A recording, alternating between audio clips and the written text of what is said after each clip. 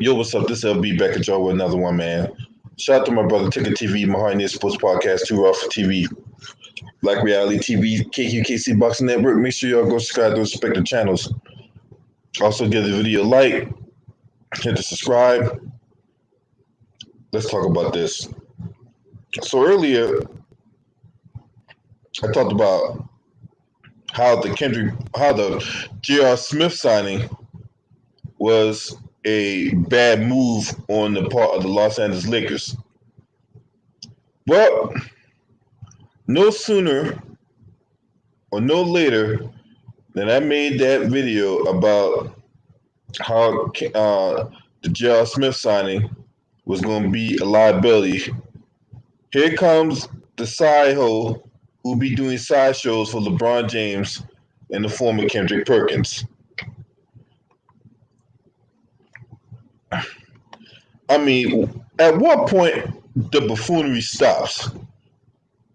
This motherfucker will literally say that the Lakers have struck gold signing J.R. Smith. That's what Kendrick Perkins said. The Lakers struck gold, all right. Fool's gold. Listen what this clown had to say. I think the Lakers have struck gold. Listen, you're adding another champion to the team that has the most championship experience. One thing about J.R. is that he has unique talent. Guess what that is? Shooting the damn basketball. He can shoot the ball 55, 70 years old. The thing I love about J.R. is that he's been working his tail off out there in the game. Through this past year and a half,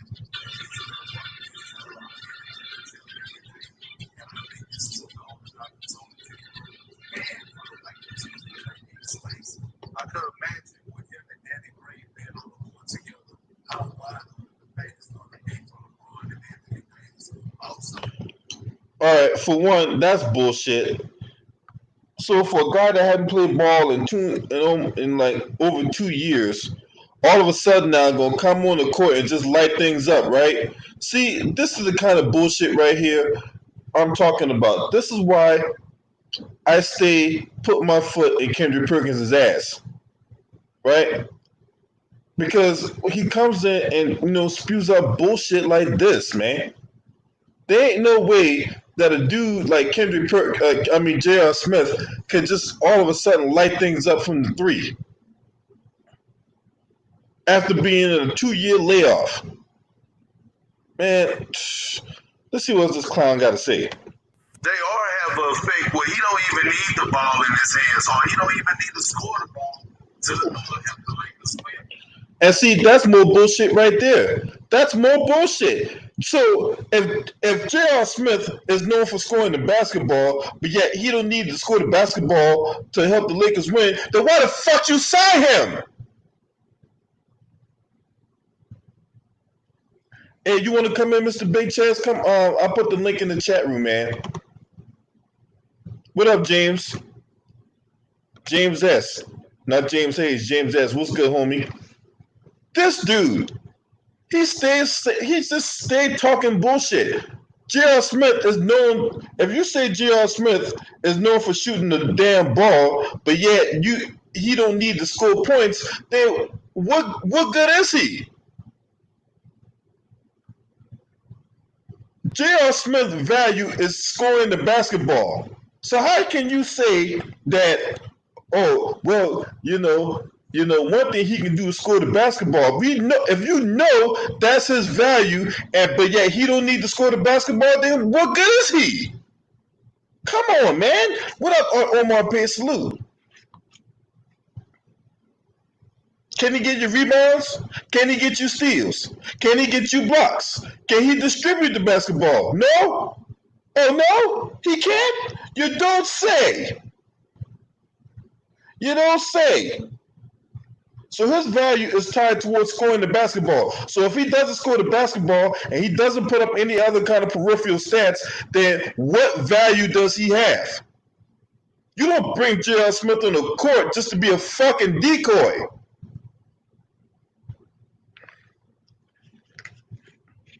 Look, We know J.R. Smith is a streaky shooter. We know this. He's volatile. We know that, right?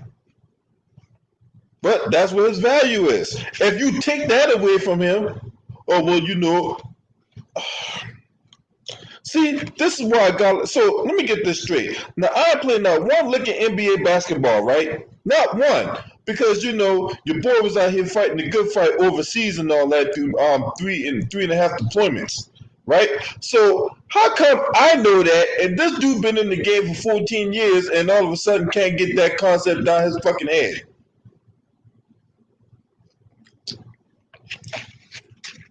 Something is wrong with your brain, man.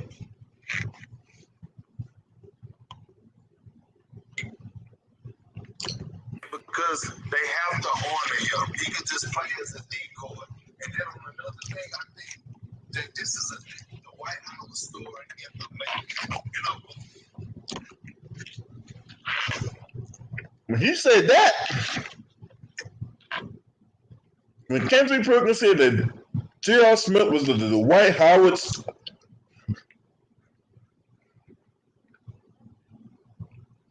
see, when I listen to buffoonery like that, it takes a lot for my blood pressure to not go up. It really takes a lot for my blood pressure to not go up because there's no way that you can sit up there with a straight face and say that and have any kind of basketball knowledge. Now, I can see a guy like Lamont Lane will come in and say some bullshit like that. I expect that out of him, right? I expect the consummate contrarian to say that. But Kendrick Perkins, who's been in the league, who's played in the league, right? Albeit not on a high level, but nevertheless, he played in the league. And obviously, through your time in the league, you've done more time sitting on the bench talking about what holes you're going to chase tonight as opposed to breaking down the game from an analytical spectrum. Listen to what else Clown Boy got to say. Before the Lakers had signed when they first signed Dwight Howard, the Lakers was getting criticized. Man, what are y'all doing? Dwight is washed up. And look, Dwight has been balling. It turned out great for him. And I see this happening with JR because anytime JR, man, is against the wall, he arises to the occasion. I know when they traded, just think about it. When he got traded from the Knicks, JR was thrown in that pack. And they really the Cavs were initially traded for sure. And what happened was the show was injured, and JR embraced that opportunity, and he flourished well with us and helped them win the title. I think the Lakers have struck gold. This is why you can't take Kendrick Perkins serious, man. When he says bullshit like that, that is why me, Too Raw, Ticket be on his ass. For real. That's the reason why we be on his ass. Because that's bullshit what he said. So a guy with a 2-year layoff can just all of a sudden come in and light it up, right? And then on top of that, J.R. Smith ain't guaranteed to play 30 minutes. So he can come in and play 30 minutes and light it up, right? All he can do is just sit in the corner and be a decoy, right? Okay, Kendrick Perkins.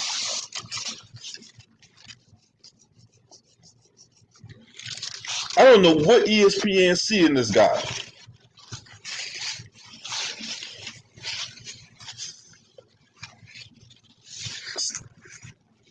Shout out to my boy James Hayes in the building. Shout out to my boy Octavius TX Made in the building.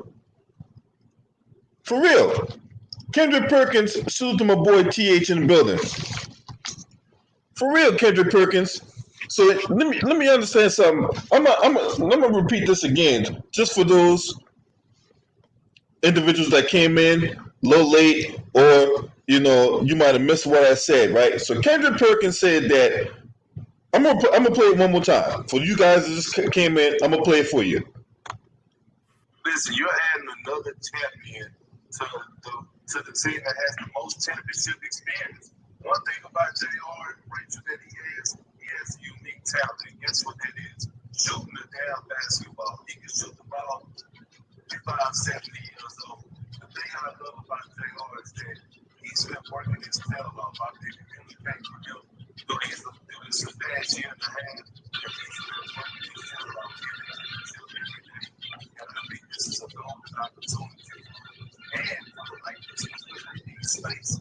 I could imagine with him and Danny Gray being on the court together, how wide open the paint is going to be for LeBron and Anthony Davis. Also, they all have an effect where you don't even need the ball in his hands, or you don't even need to score the ball to help the Lakers win.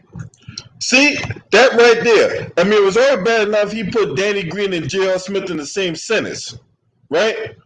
I mean, that was already bad enough. But for him to come out and say that, oh, J.R. Smith don't need to score the basketball. What do you mean J.R. Smith don't need to score the basketball? That's his value. So if J.R. Smith is on the court and he's not scoring the basketball, he don't put up no kind of peripheral stats, then what good is he? He's useless. Come on, man. Anybody with any kind of basketball knowledge know that. They see that.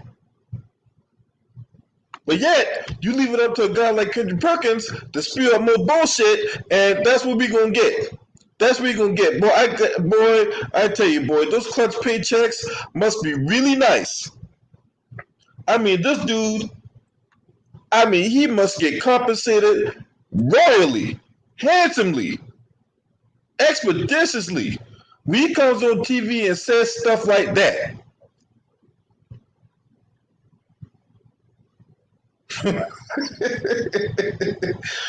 James, man, I put the link in the chat room, man. If you want to come in and cook this Bama, hey, feel free to go ahead and come in and cook this Bama. What up, TJ?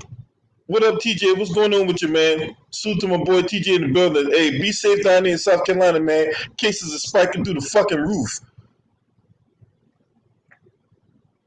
I mean, look, we talked about this before. What are you good at? What are you the best?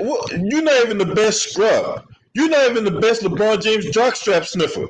You're not, what are you the best at? You're not the best at sucking dick. You're not the best at fucking being the worst basketball player.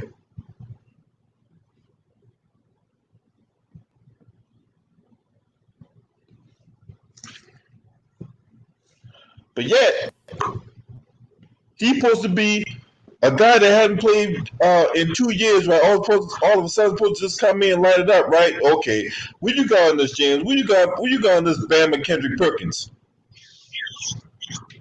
Where the fuck he come from? I thought they hit his ass for a few weeks. That nigga bag ass.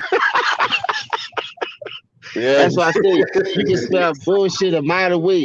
I got good smelling senses, me, because I'm from the South. And the cooking, you gotta follow your nose. But when you come out with this kind of buffoonery, man, this nigga here, bro. Hey man, you know his commentary like? Hey James, you know you down the South. I used to live down the South when I was a little boy. You know what his commentary like? Chitlins. Yeah, this smell stink. And you know when motherfucker take chitlins apart, boy, that thing is woo, boy. You gotta let your grandma cook it, and you gotta be outside till them bitches finish with every window up in the house. That's his motherfucking commentation. No, he never have a good point though. Then listen, he talking about championship experience. All right, for sure, JaVale McGee, Rondo, you LeBron. Then you got J.R. Smith. Now, when you really think about it, Anthony Davis never been there. That's your second alpha. He the alpha on the team. He the one that you got to go through when you not on. I've seen him in big chances, so this is a time for him to redeem himself. And like I say, Anthony Davis has some solid, good players around him to show he can carry a team. When Drew or DeMarcus Cousins was off, now it's your turn to put us over the hump. I like the series that he did against Portland, but I just don't see him doing that if LeBron have an off night, and he'll be the determining factor whether they win. As far as J.R. Smith, man, I'm telling you, dog, that's like rolling out of a bed, bro. You cannot take no 2-year layoff and expect to go run up and down the court with these people without having no fucking breathing problem. Dog, your win is gonna be short. You already on that ooh-wee. I already know that. So guess what? That nigga gonna run a quarter and a half. Listen, that nigga gonna run a quarter and a half, and that nigga gonna be dead. They ain't gonna put him back into the end of the third, the beginning of the fourth. That's not no help. You done gave him all that money for just a quarter and a half. So let me understand something here. So you mean to tell me there could be a scenario where you have, my three scrubs on the court, right, at any given time, whether it be J.R. Smith, Kentavious Caldwell Pope, and Alex Caruso, or Dion Waiters, J.R. Smith, and fucking Danny Green. See, this what they gonna do though, and they gonna try to make it seem like whatever. This I think the Lakers gonna play that shit. They're not gonna keep both of them off the floor at the same time. So if they start off together, whoever come out first gonna roll with their second team, and then that's when they gonna alternate. One of them gonna have to be on the floor with their second team, and that's when they gonna kill themselves. Mm-hmm. I mean, but you still got Kyle Kuzma coming off the bench.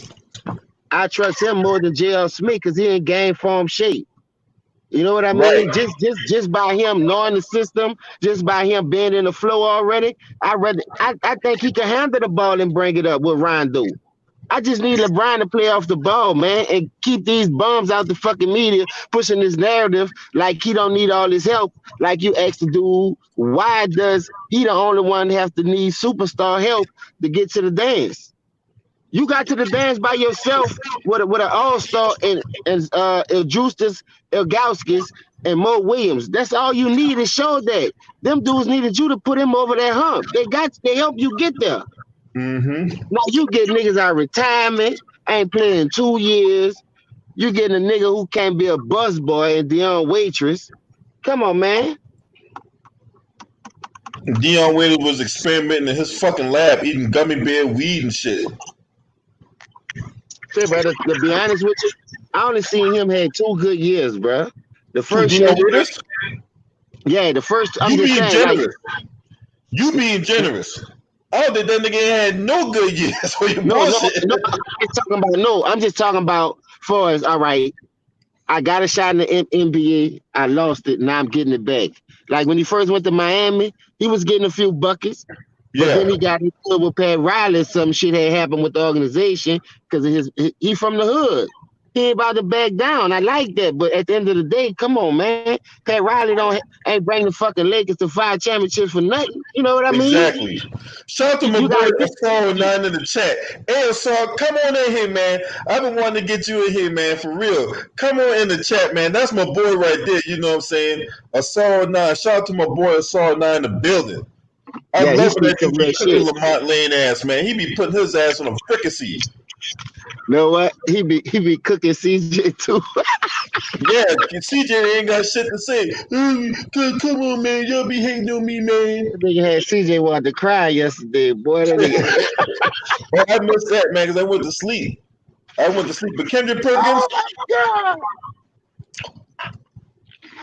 Yeah, Ryan Hollins, two guys that should be off of TV. he ain't got it though.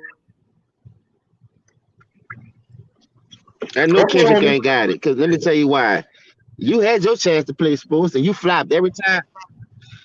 He flopped every time he had a chance to do something on the court. Hey, appreciate you, Fat Cat. And I know he was a old bum ass nigga.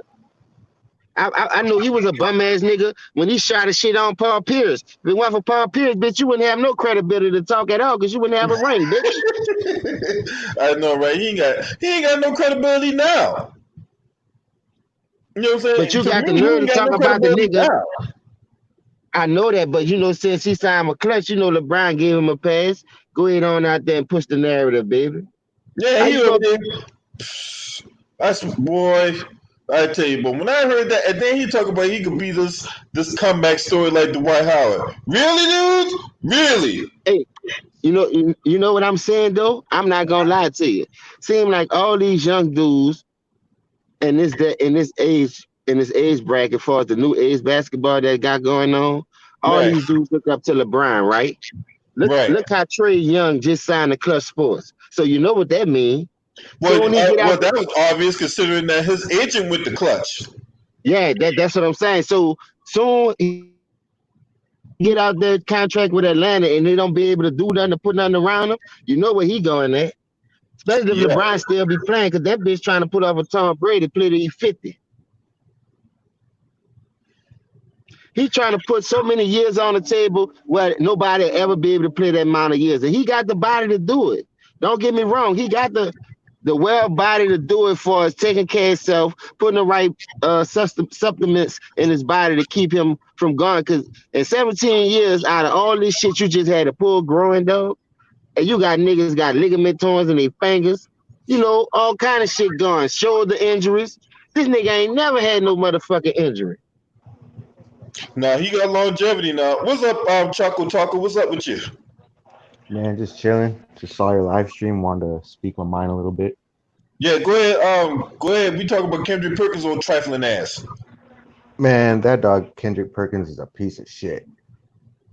This guy over here fucking talking shit about people and all that and saying J.R. Smith is going to do good with the Lakers. Man, bullshit. I bet you he was the one that was complaining about him taking that rebound from LeBron or whatever. At the last seconds of the finals. Bet you Yeah, he was the clowning on 2018 J.R. finals. Smith. Yeah. Man, I bet you he was clowning on J.R. Smith. Now he's all of a sudden the savior. Man, get the fuck out of here. Boy, I tell you, boy. Oh shit! What up, homie? Yo, what up, everybody? What's going on Yo, with you, what up? man? You know what I'm saying? What's up, baby? What's up with it? Man, ain't nothing much, bro. Just maintain. I was on my way home and I got the alert. I started looking at the show. I started listening to y'all boys, man, and y'all just speaking that facts, bro. Yeah, hey Especially man, about I be Kendrick loving Perkins. how you be cooking Lamont, boy. You be putting his ass in the fricassee, yo. Lamont is like he's just a contrarian, bro. He just want to argue. You know what I'm saying? I got homies like that. All they want to do is argue. No matter what you say. You say the sky blue, they're gonna say it's purple. So you know what I'm saying? That's just how Lamont kind of is. That's why when you start giving them facts, he got to try to jump to something else. You know what I'm saying? Exactly. So what you think about this Bama Kendrick Perkins, man? I've been wanting to get your take on this. Man, Kendrick Perkins, man, it's sad, bro. Because I mean, even if let's say LeBron, he said the other day that he down with Clutch Sports and stuff, which wasn't no big surprise. But even if you down with them boys, you don't have to cape for LeBron. You know what I'm saying? There's a difference between like supporting the dude or what I'm saying, giving LeBron props for certain things. But the way Kendrick Perkins, especially in the last few months, has just been discrediting people to boost LeBron up, whether it's on the court, even the Kyrie shit.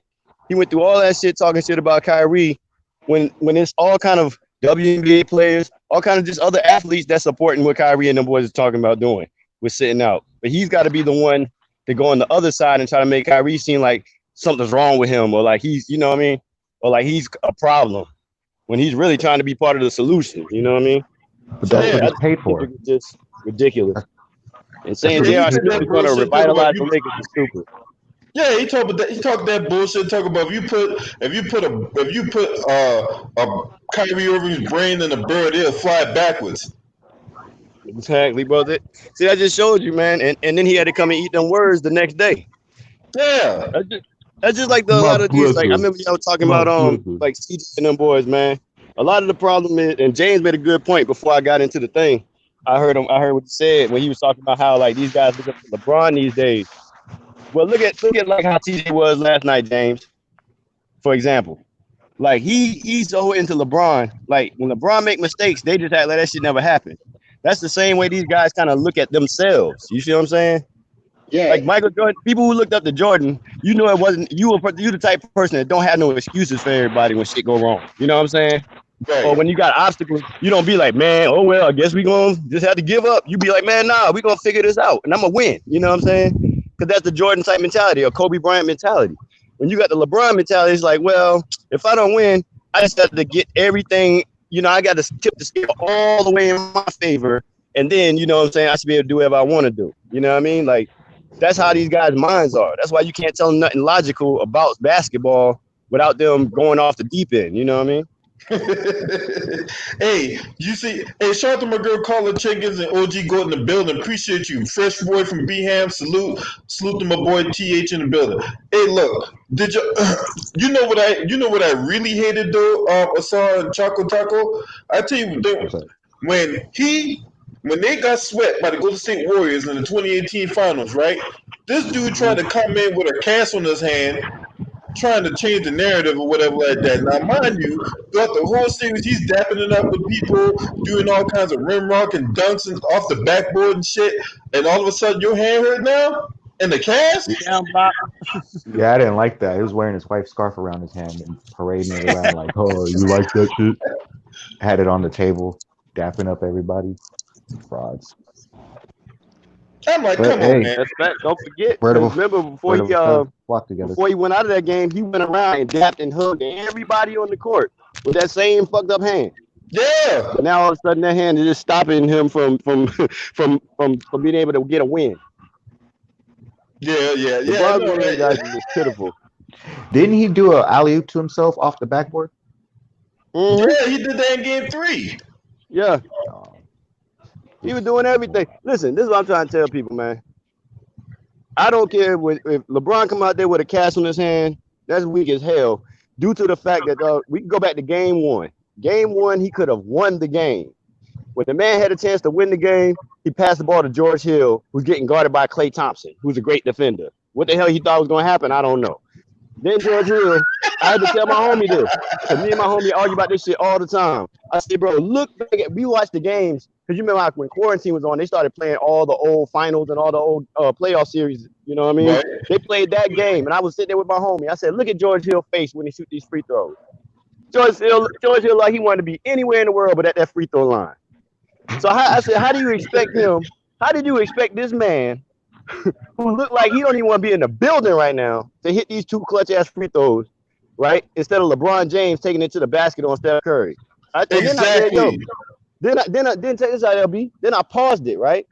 I said, look at where J.R. Smith is. He's on the low block for the rebound. Who's standing beside him? My man's like Kevin Durant. I said, how the hell is he supposed to expect to really even get that rebound, right? Compared to LeBron James being there. And if LeBron James is the leader of the team, he's supposed to be like, nah, JR, get your ass back there by half court, bro. I got this. Because if this shit come off, I need to be the one to end this shit. You know what I'm saying? And my homies still want to argue, well, J.R. Smith did the dunk. Man, listen, JR wouldn't have did that shit if he wasn't in that position. George Hill wouldn't have missed them free throws if he wasn't in that position because those dudes wasn't ready for that moment. That's not their time. It's LeBron time, man. I guarantee you if it was Kobe or Michael Jordan or anybody else, they would have been like, yo, get your ass out of there, bro. If before I let you get your shooting guard 6'5" ass down here by Kevin Durant, I'll stand there and try to get this rebound. You know what I'm saying? That's just the difference. Well, not only that, you wouldn't even have them passing the ball to somebody else in that situation. Hell no. And that's Michael Jordan would have facts grabbed there, Steph Curry and dog. I took him like to the how you basket put with that him. shit on there. I want to hear what these bitches got to say about that. You should say that shit, man. Because like you say, who all won't put the ball in somebody else's hands when that type of atmosphere on the line for his legacy? Nobody, bro. I told him boy last night, Magic Johnson had Kareem Abdul-Jabbar right there in Boston, right? Could have gave it to him and let him win the game. Magic said, nah, I got this. Against Robert Parrish and Kevin McHale. He hit a hook shot from like 18 feet away. From the foul line. Damn right. From the foul line with two all-time great Hall of Fame players guarding him, double teaming him. He still ain't passing to Kareem. You see what I'm saying? That's because Magic understands, bro. Hey, it's winning time, bro. I got this. I can do this. You know what I'm saying? LeBron, if it took LeBron 15 years before he even got hard enough to say, hey, man, I'll take the last shot sometime in the playoffs, not the finals, but in the playoffs. Damn, that lets you know right there he ain't built like the rest of them dudes. Them dudes come in rookie year, killers. They come in with the mentality that I'm gonna win, bro. If we lose, it's gonna be because of me. If we win, it's gonna be because I'm taking this shot. You know what I'm saying? LeBron never could carry that damn pressure. The pressure of okay, if I miss, it's on me. He wanna be it's on somebody else. Shout out to Terry Bogard in the building, and no, J.R. Smith will not do good for the Lakers. Hell Shout no. out to Decepticon in the building. Yeah, man, for real. Look, and when it comes to money time or whatever like that, right? Your best player got to be the one that got to take the last shot, man. You know That's what I'm it. saying? But That's the right play. This the thing, right? And I'm pretty sure you already know where I'm about to go with this, right? You know why he defers a lot? Because he's You know, passive. I think he defers a lot because he ain't got no confidence hitting free throws in late game situations. That's a fact. That's true. But that's on him though. See, Yeah. every year players, it's all the great players, bro. Every year they work on something to add to their game or whatever the weaknesses are in their game. They always work on that shit in the off season, so they are better at that shit every year. Like Michael Jordan didn't have the most consistent jump shot his rookie year, but by the time he got to year 5, you had to guard that nigga on the wing and you had to be watching out for his drives because he could hit the fucking jumper. He could hit it in the beginning, but he wasn't consistent as it became over time. You know what I'm saying? Like Right. everybody, bro. Every player you can name had to work on something in their game. And LeBron just he goes off his size. You know what I'm saying? He never really That's worked on his true. jump shot. He never really worked on his free throw. He never really worked on post game. Matter of fact, I remember Lamont was talking about, or somebody was talking about how LeBron is so skilled offensively. I remember I was watching a video of one summer he tried to work out with Hakeem Olajuwon, and Hakeem tried to show him how to do a spin move from the post. Well, LeBron was losing the ball. He was going out. He was falling. Like it looked trash. I was like, man, this man cannot. He never got past the fact that he's bigger than everybody. He's always been the biggest guy in the class. You know what I'm saying? And that's what he's been kind of living off of his whole life. I told people that. He always has workout videos of him in the gym, but never on the court. Mm-mm. Practicing drills. Go ahead, James. You saying something? No, I was saying, I was trying to figure that out what you were saying. Elijah, what I was trying to teach him that. That nigga IQ supposed to be all this, his footwork supposed to be all this.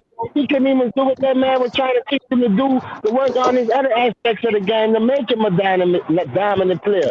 That's why I feel to believe when Paul Silas tried to elevate his game from the post, that's why that man got fired, dog. Because Paul Silas was a good coach, bro. Yeah, Paul Silas was trying to get him to elevate his game, like you be talking about off-ball movement and stuff like that, and just working on his fundamentals, and he didn't want to do that. That's the problem with LeBron. He a spoiled guy. The Cavs were 5th in the Eastern Conference when Paul Silas got fired, right? Yep. Yeah, that's think what I'm so. saying. It came Which down to supposedly- a point where oh, go ahead. No. I was just gonna say it was supposedly bad players, but somebody number 5 in the conference. First of all, You know, everybody tried to use that excuse. Yeah. it was like he told LeBron specifically, man, you 6'8", 250-something pounds, get on the block, nobody can stop you, and I'm gonna help you with your game. LeBron denied the man help and act like the man was trying to tell him he wasn't good. But it wasn't that. He just saw other things in your game that he could make you better, damn near unstoppable. That's why I always say if LeBron would have took the coaching like he was supposed to, that dude would be 3-6, bro, instead of 3. I mean, that dude would be 6-3 instead of 3-6. That's my opinion on that. Just from seeing his ways, not having that killer, and not wanting to be coached. I see a lot of players go through that shit, dog. Yeah, everybody talks about LeBron because he never had a Hall of Fame coach. I said, man, I tell him all the time, he had 3 chances to get with Hall of Fame coaching. He never tried to. He didn't want to do that. He wanted to go somewhere where he could be the coach. He could be the GM with somebody he can question the coach, and the coach can't really say nothing back to him. That's why he liked those guys that he had. Shit, he didn't like David Blatt because David Blatt wanted to play a system of basketball. Like I be trying to get people to understand when you talk about basketball, people who have systems gonna win. That's why the Warriors are so good. The Warriors don't just have two; they have 2 of the greatest shooters. Don't get me wrong. But what I'm saying is they still had to make a system where both of those dudes could be the max of their potential. You know what I'm saying? Without taking from the other, and the other players can be involved in the game to where they don't get lost in the shuffle.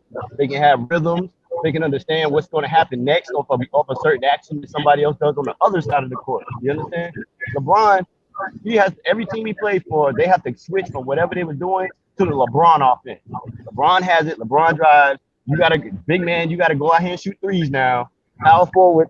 Y'all ain't really going to be as effective no more because now you got to everything you do is outside, away from the basket or mid range, so that LeBron can get to the lane, which is another problem because when I look at Kobe or Michael Jordan, especially Michael Jordan, when he drove in the lane, there was always somebody there. Damn, 9 times out of 10.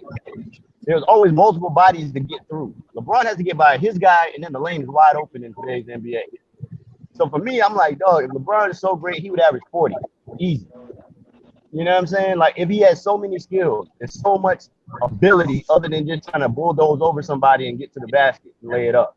Like to me, it's just like he's one of the biggest underachievers to say he has all this physical attributes and talent.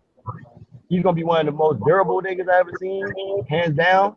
But he's one of the most underachieving dudes I've ever seen play professional sports. So people just can't understand why I say that. But I mean, that's why, you know. And get this too, y'all. Before David Black came to the Cleveland Cavaliers, this dude won championships in overseas ball. That's what I'm saying. That's true. So you mean to tell me that Nick Nurse can coach the G League? Look, when it comes, he can coach the G League to a championship, right? Yeah. Go to the Toronto Raptors after they fired Dwayne Casey and they win the championship with them. The coach of the year, Dwayne Casey. A coach of the year at that. Well, yeah, David Black not good enough to win the NBA. Now they fired him, and the Cavaliers had the best record in the league. Yes. You know what I was thinking about too? Bring me back to this though, and especially what Assault just said. When you don't want to be coached and you just try to go off your natural ability, no, you're not gonna make it. And you have to play the system. A coach has to put in position to win because he on the sideline saying things you can't see in the game, heat of the moment. Or in the trunk, you push you on fast break. Now the first fast break, you made the right play. Mouth bounce pass, you scored. Second pass play, you couldn't see it because now it's a switch. It ain't no 2-on-1. It's 3 on your 2 now.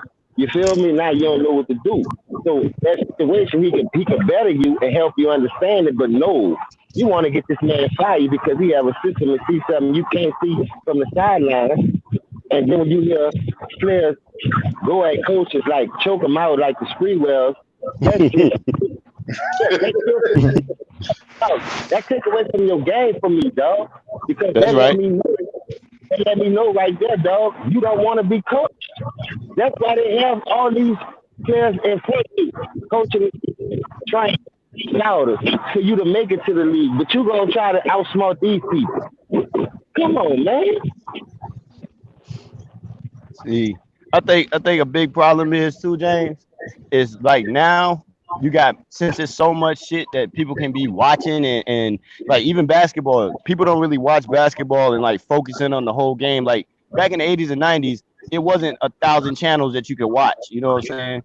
And you had people who, like, if you was a basketball fan, you knew basketball because you knew you couldn't go around talking out your ass around other people who knew basketball. And then they just clown you, you know what I'm saying? Nowadays, it's so much casual fans, bro. You got so many people who, like, they think LeBron is great just because they look at a couple of clips on SportsCenter. You see what I'm saying? Or because Stephen A. Smith or somebody says, oh, LeBron, he's head and shoulders above everybody else, but he can't really quantify that. He can't really show you how is he better than Giannis or KD or anybody. Like, to me, KD has always been better than LeBron, at least for the last 6-7 years, because KD can play in any system.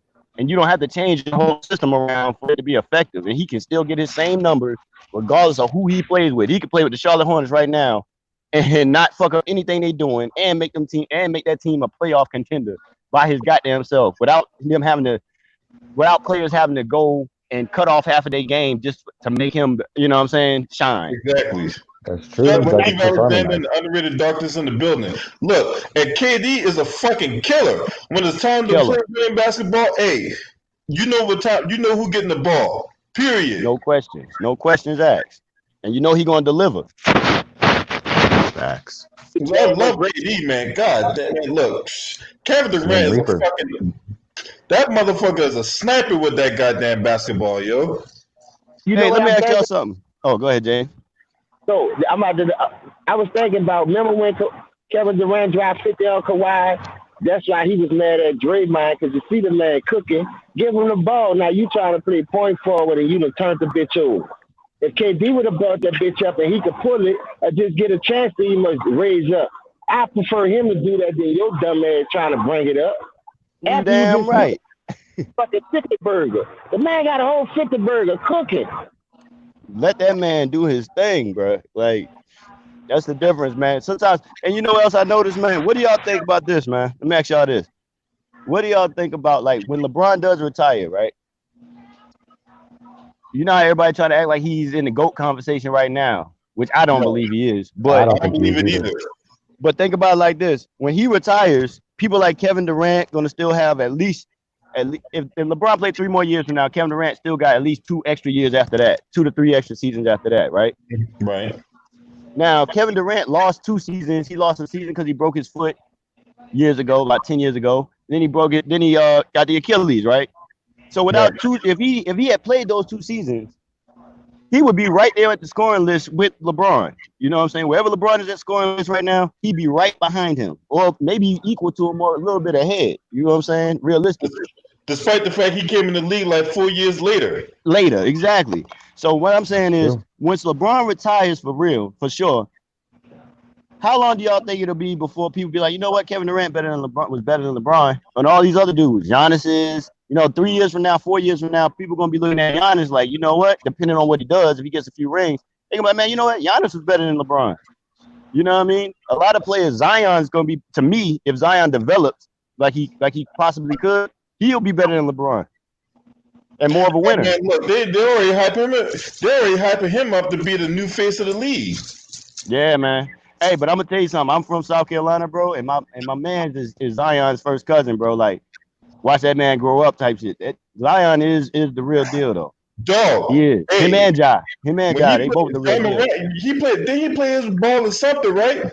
Yeah, Yeah. he played in Spartan. Well, he was in something. Then he went to Spartan. Then he moved to Spartanburg with his people. You know what I'm Okay. saying? Once he went to that school, Okay. I Did he I play think with Luka Zion even or has no? a chance. I think Luka too. I think Luka has a definite chance too. But see, those guys.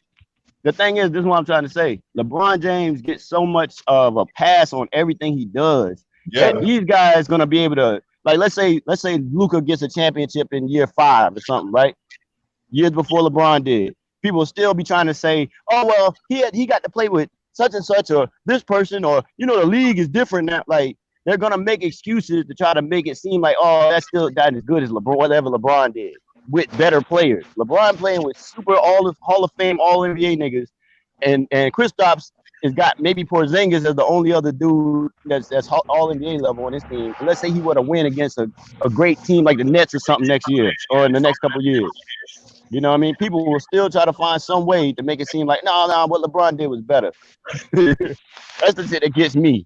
Hey, while we talk about LeBron, how about they showing the game right now between the Heat and the Spurs, the 2014 NBA Finals Game 5, when the Spurs pretty much put on a basketball clinic. Oh yeah. Let's talk about that.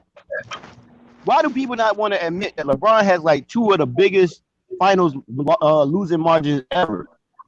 That one in 2014, That's true. and I think he lost another one against didn't the Warriors, when they swept them the last game, didn't they beat them by like 35 or something like that? I know it's one of them games they blew them the fuck out. He got blown the fuck out in the elimination game twice. And that Spurs game, I know that's a record. 2015 Finals, I think. Huh? I want to say it's the 2015 Finals. I know it's one of them. I know he got smacked, and I was like, man, he's got 2 of the top 3 biggest margins in a finals elimination game lost. He got 2 of the 3 of them, but nobody talks about that shit. No, nobody talks about that. Hey, One of the last years on the Cleveland Cavaliers, he had the most expensive roster in NBA history. Yep, that was the year he had all those guys, man. He had everybody. Everybody that was somebody was on that team. And he still couldn't do nothing. Yeah, man. so I know, like, I'm from Charleston, from TJ from Columbia, right? Look, start the Sixers Daily in the chat, and they say Spencer Dinwiddie is they say word came out. I guess he's saying that Spencer Dinwiddie got the COVID-19. Oh damn! Damn, that's gonna suck. Yeah, it is. Kyrie, now you got Spencer Dinwiddie. I guess it's up to Karis LeVert now. It's the Karis LeVert show. Bro, they don't even need to to play point guard. That's another reason why they need to stop this whole league shit right now, man. Because, bro, all they're gonna take is when the boys start playing in that bubble, somebody contract that shit any goddamn way, and it's gonna be all for nothing. They're gonna be doing all this shit for nothing because they're gonna have to stop and shut shit down anyway. All it takes is one person get contaminated in that whole bubble. One person. Like once they get in there. First of all, why would you had that shit like that as far as well, you can't get circulation for shit to just go up in the air anyway, because you know everything goes up. Like Mm-hmm. when it just takes it away, and then it's airborne, like you say. So whoever they walk in that bubble, you about to catch in that bubble. How's gonna get out of there? Facts. And then Hey, check this out, James and LB. Now both of y'all, we all every Taco, everybody in here, we all real men now. We all understand how real life works. Now we know in this bubble it's gonna be some hoes. They gonna slip Yep. some outside bitches in here for these damn players. oh, we All already it know take, that. That ain't no That's a secret. fact. all it take is think about it. All it takes is one of these motherfucking girls to go up in this bubble, contract with something contracted from outside, and they don't catch it. They don't catch her, and then she get run through by 3 or 4 of these dudes. The whole league shut down. Nigga. That's facts. Yeah, Whole I can league They see done, that happening. gonna be making it rain in that bitch too. They got three. They gonna bruh. be like, yeah, boy. They can't be around their family. Bring a piece of fucking chicken in that bitch. Oh man, they Okay, gonna go. okay, Hey, they also say that Spencer Dinwiddie is experiences symptoms too. So damn. man, Oh, look, damn. He s- got a immune system. man, Yo, is that true that they said that they're not going to have law enforcement protecting that place? I don't well, know they about gonna that have one. to. They gotta keep people out. You know, motherfucker be trying to sneak up in Mm-hmm. that bitch. That's what Because I'm telling y'all. And some I of them saw bitches something gonna like get that in on there. Bleacher Report. Listen, Chaco, just think about it like this: when them boys on the road, and they at certain hotels, they have beefed up security, and some random chick from whoever where still finds a way on their floor, still finds a way in the room. They the same thing gonna happen in this bubble. Ain't no way they're gonna be able to maintain and control 39 square miles, like you know what I mean, with a line of cops all the way around it. They ain't gonna do that. Somebody slipping through the cracks out this bad boy for real. Yeah, They're going to put a protective wall of cops. Yeah, A road yeah, there could be to some goddamn, there could be some motherfucking bang bros action going on in them goddamn hotel rooms, I'm man. trying to tell you. Think about it. You think all them players gonna be up there just looking at each other sweaty nuts all day, and then Yeah, yeah. trying to Come on shit? now. Them boys Man, gonna get them. you know what I'm saying? You know, hey man, shit, balleralert.com is fucking going off the fucking hinges, and that whenever they Yes, fucking get down here. yes. I'm telling you, man, that shit ain't gonna go like these people thinking, man. All it takes is one person, bro, in that bubble to contract that shit. They're gonna have to stop the whole shit anyway. That's why I'm like, I feel like personally they should have waited till all this shit blows over, till a lot of this other stuff, whether it be the social injustice or the pandemic itself. Either one is a good enough reason to chill for right now, and then we worry about this shit next season, bro. Like to me Yeah, personally, that's my opinion. You know what I'm saying? yeah, that's what Like I'm saying. people lives at stake, bro. It ain't no joke. I been said that, dog. And the only reason why they're not gonna do that because of one nigga, and everybody already know that. Already Yep. the But they, same damn LeBron. yeah, they act like they they king. be and they can't see the same shit we see. It's all, they're putting the shit every day from the coons that's doing the media, pushing the narrative. That's Also, it. they have a talking point on TV. Yeah, which is ridiculous, man. Like, don't get me wrong. I understand everybody trying to make their money. Them boy trying to they gotta talk. They gotta be talking heads. So yeah, I get that part, but don't be a talking head who's talking about shit like, oh, okay, people lives ain't in danger. People ain't catching this thing at alarming rates. Like everything is okay. It's just a common cold or some shit. Like, man, this is some shit that some people are dying from. You feel what I'm saying?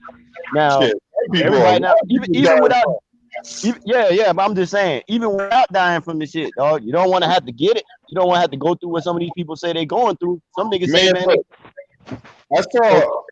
Hey, before we continue on that, I looked up that thing. It was the 2018 NBA Finals where they lost by 23 points. yeah, They got I'm about to blown the say, fuck out. But I know it was two of them. yeah, yeah. So you right on that. You right on that. You spot on. Yeah, I And couldn't remember which years. I remember watching a video about what the COVID-19 does to your lungs and shit because that's one of the first places it attack. Mm-hmm. They showed a healthy lung and then they show an infected lung. Man, that goddamn lung after it got infected was so chewed up and shit. You thought a termite. It's like a whole bunch of termites was chewing up on wood. Damn. Uh, Damn. Yeah, shit. One dude in the chat had that shit the other day. He was like, man, that shit it's so hard to breathe. He's like, man, every time you breathe, you think you about to die. That's what he said. He said every time he breathed, it felt like he's about to die. Like that was gonna be his last one type shit. And he's lived through it. But damn, do you want to have people go through that? You know what I'm saying? You exposing people to that in that bubble. I mean, it's and then I just got the alert that the Nets signed Tyler Johnson. I'm like, man, Tyler Johnson sucks. Yeah, what is that gonna do? That's not Spencer Dinwiddie. That ain't Spencer Dinwiddie at all. Tyler Nigga, like, the one that used to play for the Heat, right? yeah. Yeah. Yeah, he's trash. Yeah, man. Like, come on, bro. But see, all this shit, to me, LB, all this shit just set up. They got it like this, and they gonna keep going strong because they want LeBron to get this ring. That ain't gonna mean shit, but they gonna make it seem like it means just as much as everybody else ring. That's what they trying to do to me. Hey, bro. Hey, Who's gonna respect that ring though? because not Nobody. even 3 hours ago I said that. Not even not 3 hours ago. It wasn't even 4 hours ago. I said the exact same shit. This is what I said, Asar.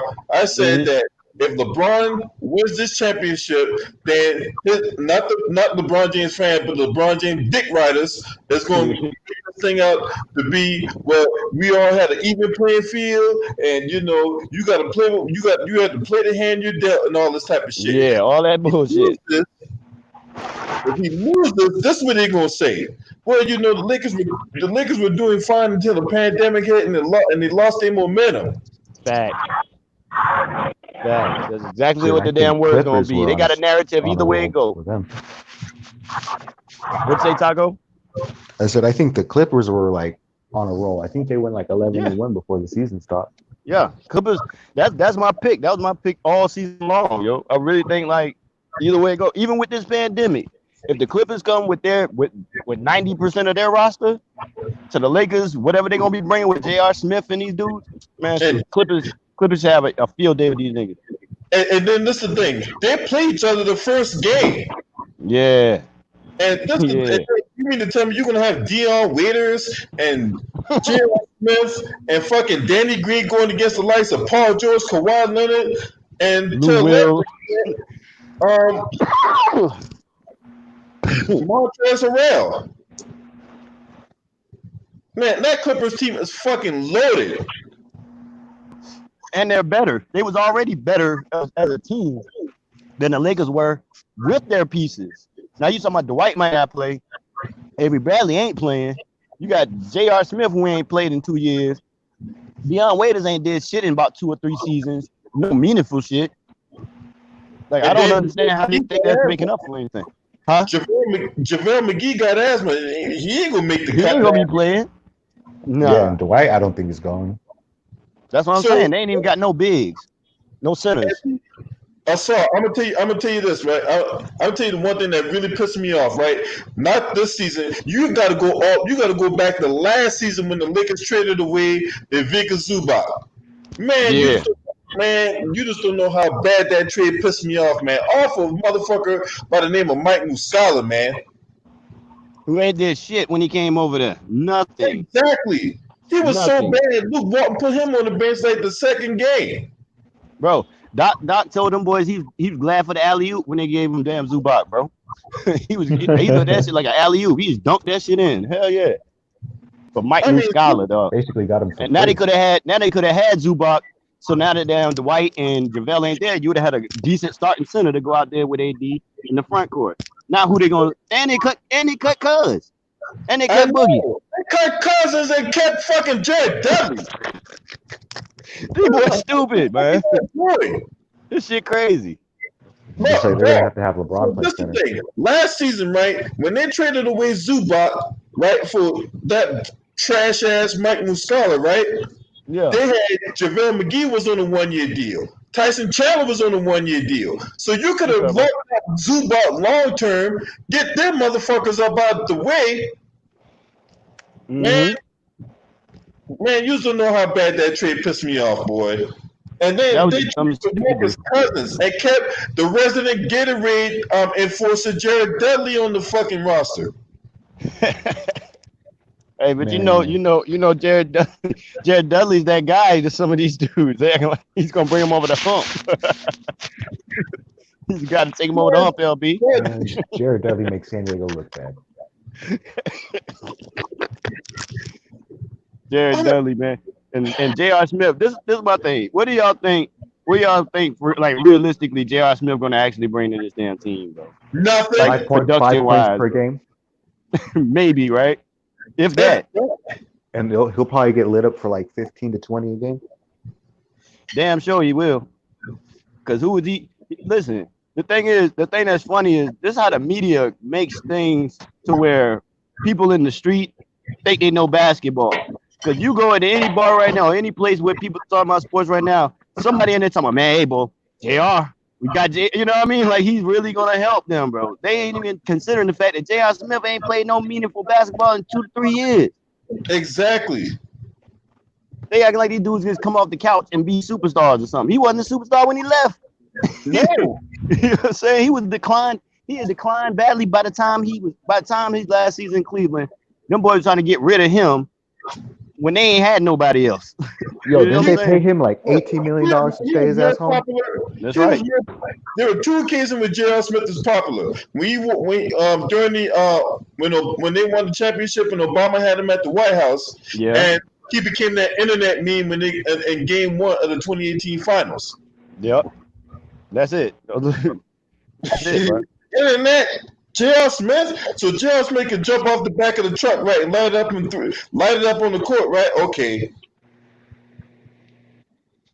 Hey man, they need something to believe in. Or something, bro. Then he been on that. Ooh, he not about to run no 9-4, no 30 minutes. I don't give a fuck who you is. Hey James, I'm gonna need you to send me some of the extra strength lava rocks. Maybe if I smoke me some lava rocks, maybe I might come to the conclusion that J.R. Smith will actually help the Lakers out. So I want to take the strongest lava rocks mixed with fucking heat rocks mixed together will have me believe that J.R. Smith would do anything. Let me tell you why I tell people stay off lava rocks. Because when you smoke that shit, you get to tell it's like Tim Duncan is not a first ballot Hall of Famer. Oh yeah, Kendrick Perkins said that. He Huh? said that bullshit. Bro, Lord. these boys be That's how you know he's disrespecting getting paid. Hakeem. They be disrespecting Kobe. These boys be disrespecting Tim Duncan. They be disrespecting all the greats for their guy. That be the thing. It's for their guy. They be disrespecting these guys. Lamont Lane, I can't believe that motherfucker said Hakeem Olajuwon was a fraud. I'm like, no, motherfucker, Oh my God. you're a fraud. You know Listen, what I'm mad about? Oh, go ahead, James. Because My fault. this nigga done played with all these niggas he dragging his name through the mud, but when you went and play with the nigga who you bragging for, you was in the fucking suit, nigga. You ain't misplaced. Yeah. Facts. You wore a pallbearer suit. And he had Steph Curry running up in his face. He had Steph Curry popping shit to him in his suit. Hey, y'all! I don't know. You went in the room that day or so. I did a video on a while back. It was me and 2 Raw. Kendrick Perkins. Kendrick Perkins is a scrub then now forever, right? Yeah. I pull up an article where it was a USA Today article. They made this dude out to be an X Factor. Kendrick Perkins. Well, he was on. Oh my God. I'm like, this motherfucker. That article must have been on ecstasy talking that shit. No, X Factor. Come on, bro. If we look at Kendrick Perkins' career highs, bro, and they're gonna look like regular numbers for everybody else, man. His career high points like 25 or something like that, maybe 15 rebounds. Come on, bro. That's a regular night. Why you bullshitting? His career high was 26 points. What I say? I just guessed 25. A bad night. Klay Thompson had more than that in a quarter. Come on, bro. Exactly. Like, come on. What kind of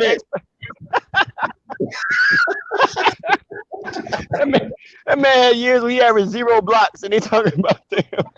They talking about motherfucking X Factor. Well, maybe not literally 0. I'm thinking like a 0.5 blocks for a 7-footer that's supposed to be some kind of dominant big man defensively. Come on, bro. Yeah, I'm like, bro. X Factor, you in a suit and tie. Hey, have you noticed he kind of sounds like Eeyore winning Yeah, the yeah. I mean, so someone should call the fashion police. Yeah. He the fashion X factor. That's what he is. Okay. He the How X. do you Oh be X shit. Factor? So I tell you, I got a scenario for you. Maybe one of them times, maybe when he was the X Factor, he was going to be ESPN sideline reporter or something. That's what fucked it up for him. 'Cause he got remember, he got too confident after that. yep. Remember at first they used to just have him on the jump, and he come on every like twice a week or something with T Mac and Paul Pierce, and he couldn't really say but so much because they both have better careers than him, and they both more advanced basketball players than he is. So he had to respect they shit and just say his little say a little joke here there, his little country boy shit, which was cool. Then when they started putting that nigga on the sidelines with Jalen Rose and all them other motherfuckers, that's when he fucked up. Not Jalen Rose, but with the sideline reporters and shit before the pregame reporters out there on Yeah, the court. That's when he got fucked up. They gave him his segment. Oh my god, it was over with. It was yeah. over with. After that was LeBron City. I mean, Real. look, what was the most likelihood that was going to happen in the game? Kendrick Perkins scoring 20 points or Kendrick Perkins dunked on? Kendrick Perkins Getting dunked on or fouling out. Yeah, he's on 20 points. Oh Lord, X Factor. Oh my god, I heard it all, bro. I done heard it all. Boy, I remember, yo, I know y'all remember this. I know James remember this shit too. You remember when to be the sideline reporter, if you was an ex-player, you actually had to be good. Like Isaiah Thomas, Magic Johnson, Dr. J was on the sidelines for a minute. Bill Walton at least had the MVP, you know what I'm saying, and the championship. So like you actually had to have some kind of clout as a player when you get out the game to be on the sideline with the Bob Costases and Marv Alberts and shit. You couldn't just be over it. Reggie Miller, for example, is over there. Chris Webber. Those dudes actually have careers where you like, yeah, all right, they can talk about basketball. They know what they talking about. You know what I'm saying? Hey, Kendrick it was Perkins fun, averaged but I like gotta 2 go. points a game, bro. What are we talking? Why are we listening to y'all this later. man? yeah, he has no credibility. None. That's and the cook of mine is talking about Chris Webber shouldn't be in the Hall of Fame because of injury. The man, when he was on the court, though, when he played, the man put buckets and numbers up. You should keep talking about the man injuries should keep him out. How many injuries is a part of the fucking game? I can see if they wasn't a part of the game. Yeah. They was using because you inflicted it to yourself by being stupid off the court or off season, doing antics. This man did it, blowing his knee out trying to make a basketball move. Well, look at that's like see, this is what the Lamont whole argument was ridiculous. Derrick Rose is a Hall of Famer. We know this. I don't give a damn how much times he got injured. And it's because of the fact that he got injured that we already know that, hey, bro, if not for these injuries, Derrick Rose would have been, probably would have had kept LeBron from at least 2 rings, at least. You know what I'm saying? But my thing is, when it comes to Chris Webber, I don't take his injuries and hold that shit against. You can't hold people injuries against them like that, bro. If that's the case, Bo Jackson wouldn't be a Hall of Fame football player. There's a lot of people you can't say that with because nobody can say, hey, I'm gonna get injured this year at this time, and you know what I'm saying? You can't say that. And when people come back from those injuries and still play at high levels, you gotta give them their respect for that.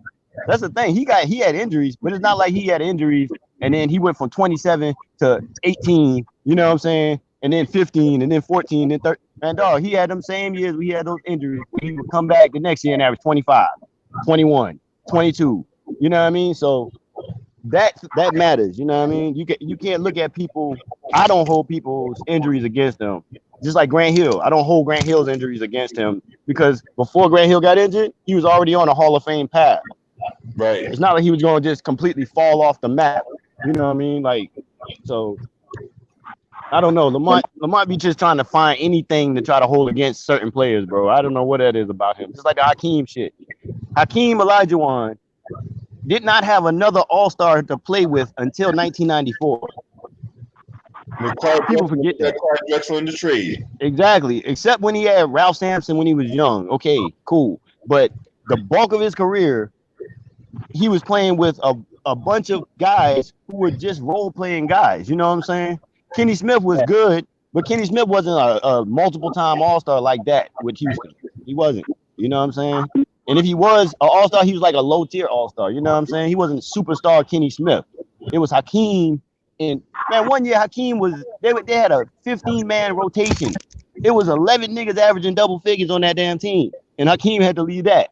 You feel what I'm saying? So you can never call that man a fraud. I don't know what Lamont was on or what he was on lava rocks, meth, and crack all at the same time. What's a mega mix? Real. That nigga's on the mega mix. That nigga had a bag of trail mix full of lava rocks. That's it. Just popping that shit in his mouth every 5 seconds. Yo, the man gotta be at least 20 years old. Him is 50, dog. Cause they talking about they over 30. I don't believe that shit the way they talk. Bro, I seen Spiffy. Spiffy came on the live chat the other night. He don't look 30 for real. He look like he's 18, 19 years old. Yeah, we had that mask on now.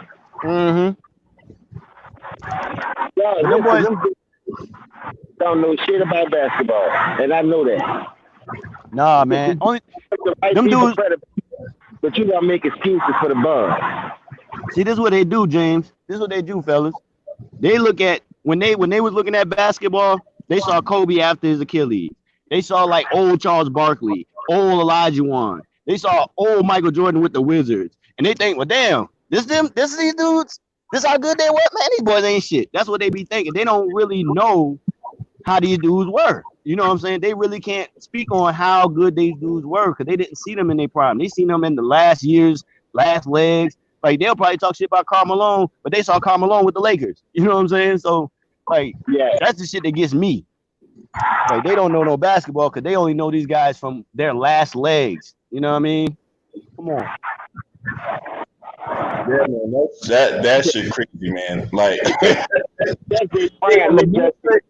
the thing that got me, yo. This the thing that got me. When Lamar said he didn't know who he didn't know the history about Bill Walton or Artis Gilmore. I'm like, you better not talk basketball to me, motherfucker. Shout out to Steve Alexander in the building. But he trying to tell people Chris Webber ain't a Hall of Famer. You don't even know these other great players, but you, oh my God, bro, like. That's the thing about Lamont. Lamont thinks whatever he knows, he swears that's what it is. And the shit that he don't know don't matter. And then here we go. Shout out to the quintessential LeBron James jockstrap sniffer, Myron Jones in the building. Myron, bring your ass in here. Bring your ass in here. Cause we all hate, we all haters, right? We all haters because we don't, we don't worship LeBron like how, like how a fat kid worship a chocolate cake. Exactly. Hey, one thing about Myron.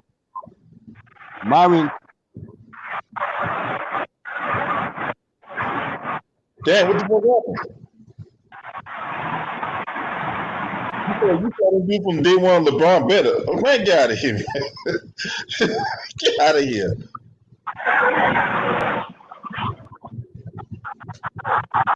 You started from day one, he got better, and he better. Okay. What did he say, LB? Because I can't see what he wrote. Shout out to the Queen Unique Dawn in the chat. And oh man, I'm sorry to hear that, bro. Man, I'm sorry to hear that, man. Look, for at least for the next 3-4 days, I won't, get on you for being the quintessential LeBron James jockstrap sniffer. So, thoughts and prayers go out to Myron Jones. Hey, all jokes aside, Myron, if you need anything, man, let me know, man. You know what I'm saying? You put your email in the chat, man. I hit you up behind the scenes, see what if you need anything for on my end. No bullshit. All jokes aside. All right. Hey, what happened with Myron? I couldn't hear. Last night. Oh man, yo, I'm sorry to hear that, Myron. For real. Yeah. Yeah. That's all jokes aside, for real. Yeah, I lost my mom. So. We'll see with LeBron James jockstrap sniffing jokes from when you get back in your mental capacity. I was about to go in on his ass, but I was like, nah, since you tell me that, I'm gonna leave him alone. I'm gonna leave my mans alone. Yeah, that's what I was gonna do though. Yeah, but when LB said, I was gonna be like, fuck it. Sometimes that's how real niggas do it, bro. You can't step on a man when he's down and out. You know what No. I mean? At the end of the day, when you're talking realism, you gotta just take the good with the bad and keep pushing. No, you can't break, dog. Everybody gonna bend. That's why if you look at all the old athletes, how they had to go through adversity. Them dudes ain't great, dog. They probably bent. They probably was frustrated. They probably showed a little angry, madness every now and then, snapping on their teammates because they know they could do better. But for as throwing people under the bus to get this person, rigging the league to get this ring, them dudes went through the gauntlet, man. And half of them dudes went to college and won chips and had to go through that route. That's Exactly. facts. That's true. What up, Steve? What's up, bro? What's going on with you? What you got on this Rottweiler Kendrick Perkins? Man, Kid Burger, you're a dick sucker, man.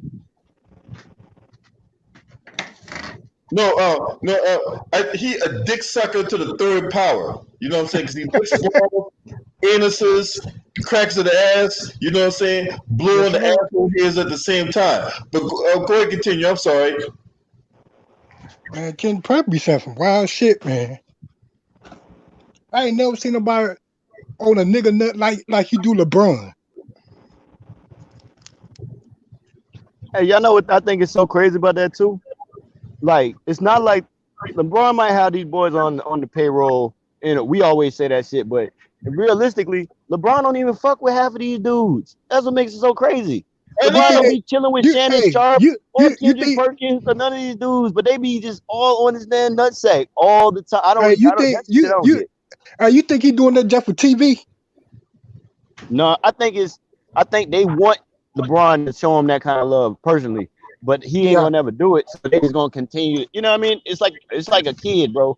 It's like if you show yeah, one of your you right. kids less attention than the other ones, he gonna start doing more shit to try to get your attention. And That's the so more you true. don't show him it, he just gonna keep doing more and more shit. I think they're just gonna keep pandering for that nigga till that nigga invites him to his birthday party or some shit like some kid shit, bro. These niggas like grown men following behind another man like that, bro. That shit hey man, crazy. yeah. So I got a demonstration for you. This is what Kendrick Perkins be doing in LeBron Day. Yo, big facts, bro. And that shit sad. That shit terrible, man. That shit terrible, bro. Like I just can't see how these men. I can see if it was your dog. You know what I'm saying? Like LB. That's like me and you kick it off chat or something, right? All the time. You know what I mean? Then I go somewhere and somebody trying to downplay what you do, and I'm like, hell no, man. LB, he one of the realest. He out here going hard. Do. That's warranted because I know you. Me and you kick it. I'd hope that you do the same thing for me if somebody Oh yeah, trying to down talk definitely, me, right? definitely. This nigga Kendrick Perkins talking about a motherfucker who don't even pick up the phone and say, "Hey man, good looking out the way you talking for me today, man." Hey bro, I saw you on the jump, man. When Paul Pierce tried to talk that shit, man. I'm glad you was representing for me, man. I appreciate that shit, cuz. You know, he don't even do that. Nope. This nigga. You do that. You be like, all right, now. You know what he say? All right, now. All right, so tonight, you know, I know you're on the NBA countdown now. You know what I'm saying? I need Mm-hmm. you harder to pay for me. You know what I'm saying? I need that support. You got that? Yeah, boss. Yeah, boss. I got you, boss. Hey, LB, That's LB. it, bro. What up? You remember when AD had called when that Antonio Brown? Yeah, You remember when he called Shannon Sharp a coon? yeah. And Mm-hmm. LeBron is there a word. Nope. Nope. That ain't his friend, man. That's what I'm Nope. saying. You could have He checked ain't, it right there at the very least. Edit that part of the video out. But no. that's just No. like Richard Jefferson and Channing Frye. Them niggas got a whole podcast basically for LeBron, bro. And Man, the only that's thing he fucked was up, their man. teammate. He don't even LeBron don't be chilling with these dudes. He don't And they be got that kicking it with cotton for these that boys. dude. Hey, I got a video. I got a demonstration what Nick might be doing LeBron Day. I'm amazed Nick Wright can even talk with LeBron shit in his mouth. Like Word. he brushing teeth. You know what But I'm saying? Nick Wright used to be on KD though. I know. Nick Wright used to be on KD strong. Hey, For real. do this. He had a dick right here and another dick right here. He try to choose between the two. Yeah, He you're want to suck them both. Oh shit. Nick Wright on his Mia Khalifa. Shit. I know, right? That shit crazy, man. I just don't get them dudes. But hey, you know what's funny though? It's a way to go about it. Like I'll give you a perfect example. Back when Muhammad Ali was boxing, right? Mm-hmm. The nigga Howard Cosell, right? Howard Cosell and Muhammad Ali was good friends, but Howard Cosell would make the interview to where it seemed like he talking shit to Muhammad Ali. You feel what I'm saying? So Muhammad Ali have a chance to talk his shit and be Muhammad Ali. He ain't sit there and be like, "Oh, you the greatest. Ain't nobody better than." Even when he would interview other people, he would never like talk about Muhammad Ali. Like Muhammad Ali was definitively the greatest ever, even though he knew it in his own heart. You feel what I'm saying? Right. So we don't never look at Howard Cosell like, oh, he was just capping for Muhammad Ali. See, these dudes, they just capping for LeBron because they can't do that. They can't just be like, all right, I'm gonna be objectionable. I'm not gonna sit there and talk about LeBron to the point where it's like, okay, there's no way anybody's better than him. I'm gonna make it realistic. I'm gonna be like, you know what? LeBron is the best, in my opinion, because of da da da da da. They don't even have that because they'll be like, well, LeBron is the best because he got these schools going. That ain't got nothing to do with basketball. Okay, he got LeBron. He's out here trying to make this voters right. They ain't got nothing to do with basketball again. You know what I'm saying? And LeBron, he got three chips, but he went 9 times though. Oh man, we ain't gonna talk about that. You see what I'm saying? Like they gotta make it to where they can't never make the argument fair. So at least they look like a motherfucker being objective, even if they ain't being objective. You feel what I'm saying? Like Howard Cosell wasn't being objective because he thought Muhammad Ali was the greatest already, but he would act like he was. You feel me? Right. Marv Albert would act like he was objective. You know what I'm saying? But damn, boy, I tell you the way they be going to cap for LeBron. Now, what they were saying all year before the pandemic, before the global health crisis hit, that's what they were saying. Oh, year 17, we've never seen anything like this in year 17. Oh my God, I hated hearing that shit. Really? Bro. And so let me get this. Let me understand something. So we never seen anything like this in year 17, and yet he got the worst free throw percentage. Exactly. We ain't seen Kobe in year 17, I guess, before the Achilles. Exactly. That's my point. If my life depended on LeBron James shooting free throws, I'd be dead. Oh yeah, bro. You be dead as a doornail, nigga. Can LeBron even play off the ball? Well, we don't know. We never seen him play off the ball. That's what I'm talking about. You know what, bro? LeBron had one season, the first season, which is ironic. The first season with Miami, Eric Spoelstra and Pat Riley didn't change the system. That's why everybody talks about how Dwayne Wade had to give him the keys, right? Yeah. With Dwayne Wade giving him the keys, that's when they changed the system to the LeBron James system. That's why when they went to the finals, LeBron couldn't average no more than 18 because part of his shit was he couldn't play off ball like Dwayne Wade can play off. He can play with the ball or without it. Dwayne Wade can move and get in position on a low block before you even know it off a back cut, from the opposite side of the court. You know what I mean? Get the ball, go right into his move, score. LeBron can't do shit like that. LeBron get the ball in the post, he got to dribble 4 times, do a weak ass spin, miss, get the layup, tip back in. Get the rebound, tip back in type shit. So that's why he only averaged 18. He can't do shit without the ball in his hand to get open consistently or score without the ball already in his hands in a rhythm, dribbling and doing all this other shit. Man, I be watching Ticket, man, and Ticket be on CJ. CJ be up there capping for LeBron. LeBron did. Every time he turn around and say something about LeBron, I hear that boy in the background talk, okay, man. It ain't LeBron's fault. Yeah, but LB, what you think about that though, man? What you think about the fact that, when you got guys that's like all-time great, especially wing players. I'm not even gonna talk about the big men necessarily right now, but wing players, small forward, the point guard. Like almost all the all-time greats you can name can play on and off ball, except for LeBron. Doesn't that mean something? Shouldn't that mean something? You think? Yeah. Well, why people act like that shit is nothing, bro? Why they? You know what I mean? Like, why people act like that? That just doesn't mean anything. Like, fuck it. He's still like unique. Like CJ last night talking about LeBron is unique, and I was like, well, how? And he could never explain how. See, I asked him that, and I swear to God, you and I got the same thought process. And between me, you, James, and Rob, man, look, I asked that motherfucker that shit the other night. He couldn't even tell me. He was like, I'm like, you sound like a fucking Betamax with the fucking broken tape and shit. And look, that's like when James was cooking Lamont the other night on C Web. And he was telling him how, like, because Lamont kept saying C Webb don't play defense, but Chris Webber had 2 seasons. Yeah, he kept going back to that. Every time James would be cooking his man, he'd be like, well, Chris Webber don't play defense though. And I'm like, well, dog, Chris Webber had 2 seasons where he averaged 2 blocks a game. He had like 1.5 steals a game at the same time. He had like 5 seasons where he averaged 1.7 blocks and steals.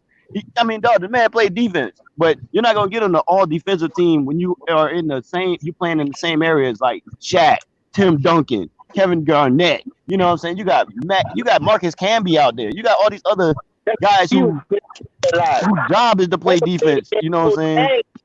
So it's gonna be hard for him to even get it over those iconic names, and they get the range over him. So when you put all that in the bucket and you mix it up to fill your gumbo pot, only thing not Webber from getting there because he played in the Hall of Fame fucking class. That's right. He played in one of the greatest big man eras, bro. Man, look, the fact that Chris Webber's not in the Hall of Fame already is beyond criminal. For real. Him and Tim Hardaway and Kevin Johnson. Yeah, but yet all of a sudden, so you mean to tell me, as good as Chris Webber was, he not in the Hall of Fame, but Mr. Triple Single himself, like I get more value off a 3x3 at In and Out than this motherfucker doing the basketball court. And he supposed to be a Hall of Famer? Draymond Green being a Hall of Famer? Really? According to Lamont, accolades. According to Lamont, it's accolades. Man, that's accolades. Because if that's the case, how come Ben Wallace, he a 4-time Defensive Player of the Year? He's not in the Hall of Fame. And he won a championship. That's right. Before too? Yeah. Wasn't Ben Wallace an All-Star? Yeah, Ben Wallace been All-Star like at least I think 3 times or 2 3 times. Yeah. So how the fuck he not in the Hall of Fame? Exactly, man. And he was the anchor on one of the greatest defensive teams ever to win a championship. Yeah, that Detroit Pistons team was hell, bro. That awful, man. Man, I'm telling you, man.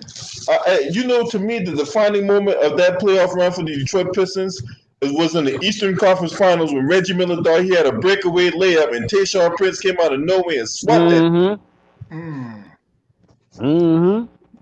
See, but that's what I'm saying. Lamont thinks Reggie Miller, huh? Oh, go ahead, James. Yo, he did that against Reggie Miller, that Tayshaun Prince block. Yeah. And they act like, listen, that's what I try to tell people. You seen that Detroit team? That was a good example of good coaching, people playing their role, and people playing their position, not trying to outshine the next man. It was started. They know they could have went through Rasheed to get the offensive going.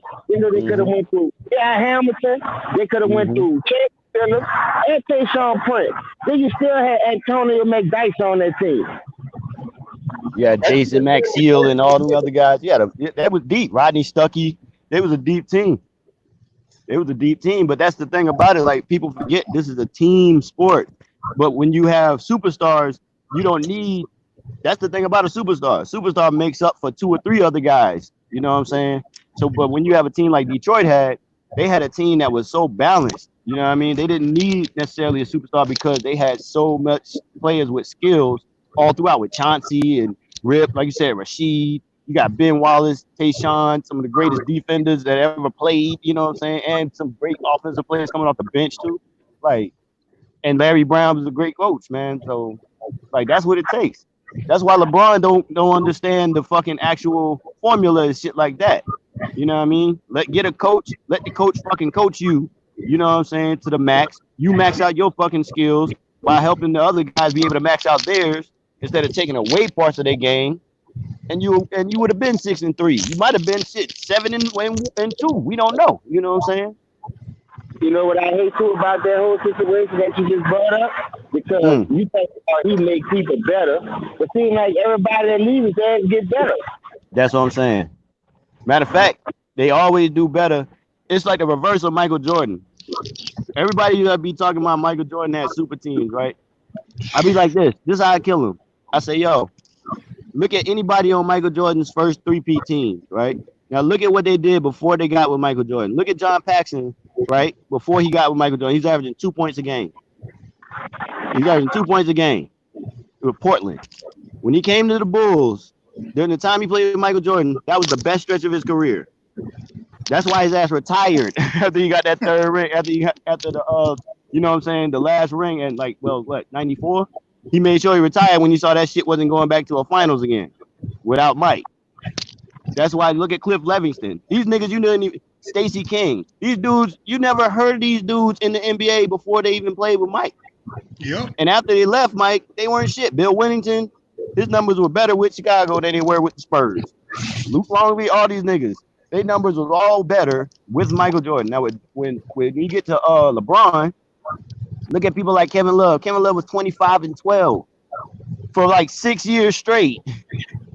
All NBA in Minnesota. Gets with LeBron James, he can't get back to 20 because he can't play. Excuse me, because half his game he can't even play. He can't even use his size because he had to slim down to play with LeBron. He can't. He got to shoot threes more, so he can't use his inside presence like he was using. And people still condemn the man to the point he had mental breakdown. This man got mental health issues from playing with LeBron. How you made him better? God damn, that sounds worse. You feel me? Chris Bosh, same thing. Chris Bosh, 24-9 until he got with LeBron. I knew that he was somebody he had health issues. Shout out to my boy Jacob Jennings in the building, man. Yeah, man. All you speaking is 100% unadulterated truth, man. Yeah, man.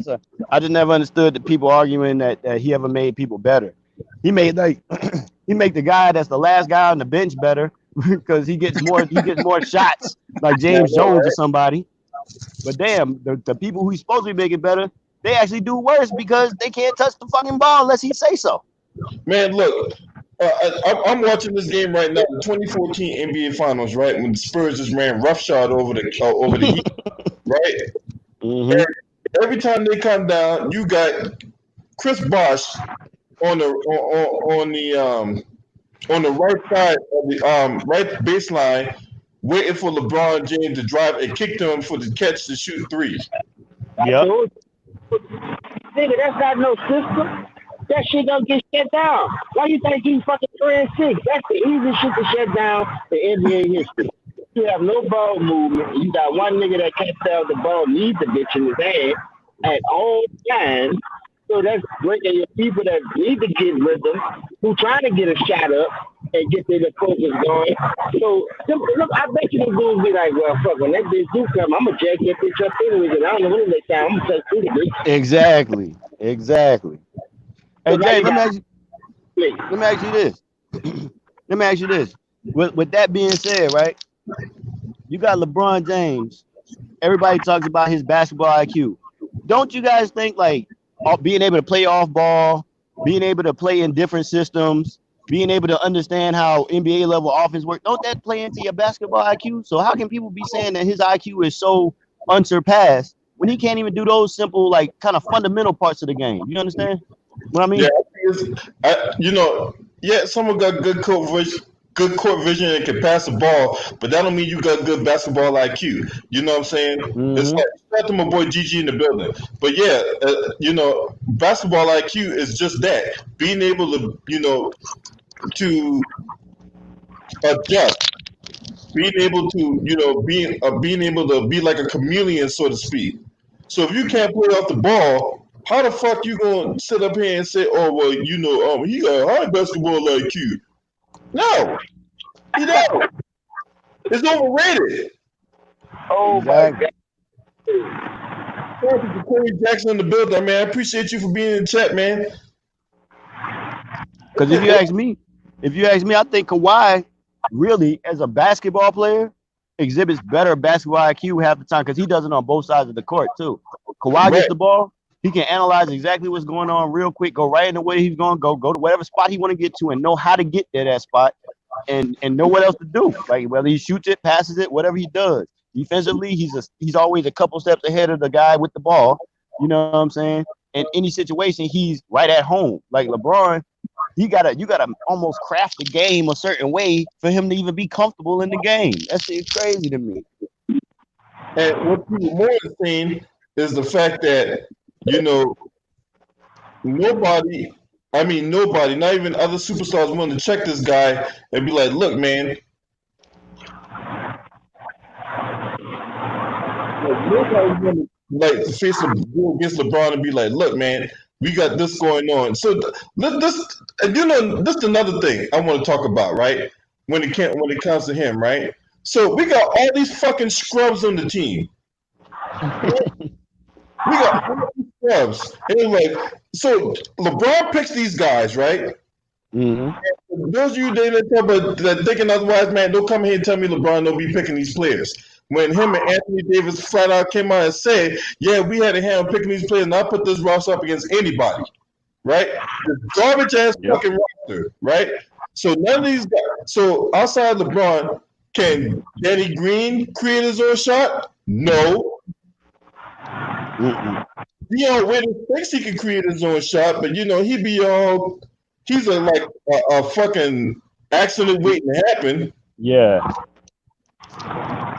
J.R. Smith create his own shot.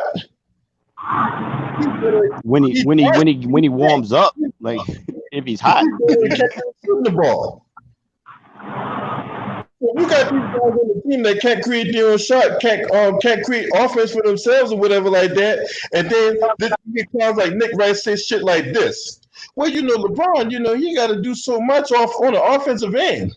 Yeah, he got to carry the offensive load.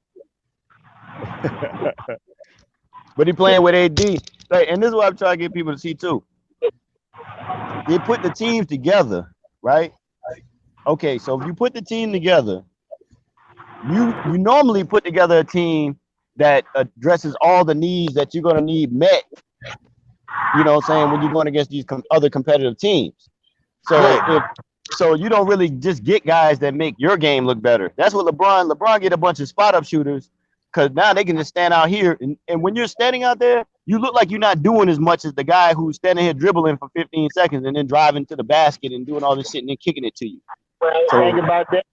Hey, hold on a second. Jacory, what did Whitlock say? What did that fat Kentucky Fried Chicken eating motherfucker say?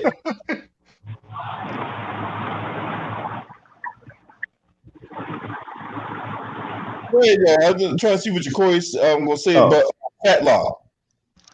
Nah, but all I'm saying is, like, LeBron makes it. If you go back to any team he had, bro, especially the teams in Cleveland, right? Every time when they made moves, like when they got Jordan Clarkson and Rodney Hood and George Hill and all them guys, right? The main reason they got those guys because they said those guys could complement LeBron James' game. They could be spot up shooters. They could space the floor for him and all that. But they forgot Rodney Hood is actually a guy that doesn't just spot up shoot. Rodney Hood is actually a dude that makes his own shot. He can create. He can do. And when he had to play with LeBron, they couldn't get along because LeBron wanted him to just stand out here and set, you know what I'm saying, and come down off of down screens and shit. Where he's like, man, dog, I can do shit, but I gotta warm myself up. I'm a scorer. I'm not just a fucking shooter out here. George Hill, those players, that's not George Hill's strong suit, just standing out here shooting threes. But when them boys left, they got to show their talents on other teams. When Rodney Hood went to Portland, shit, he had Portland cruising until he got injured, but he was doing his thing. He got another contract off of that. George Hill immediately got another contract playing with the Bucks. You know what I'm saying?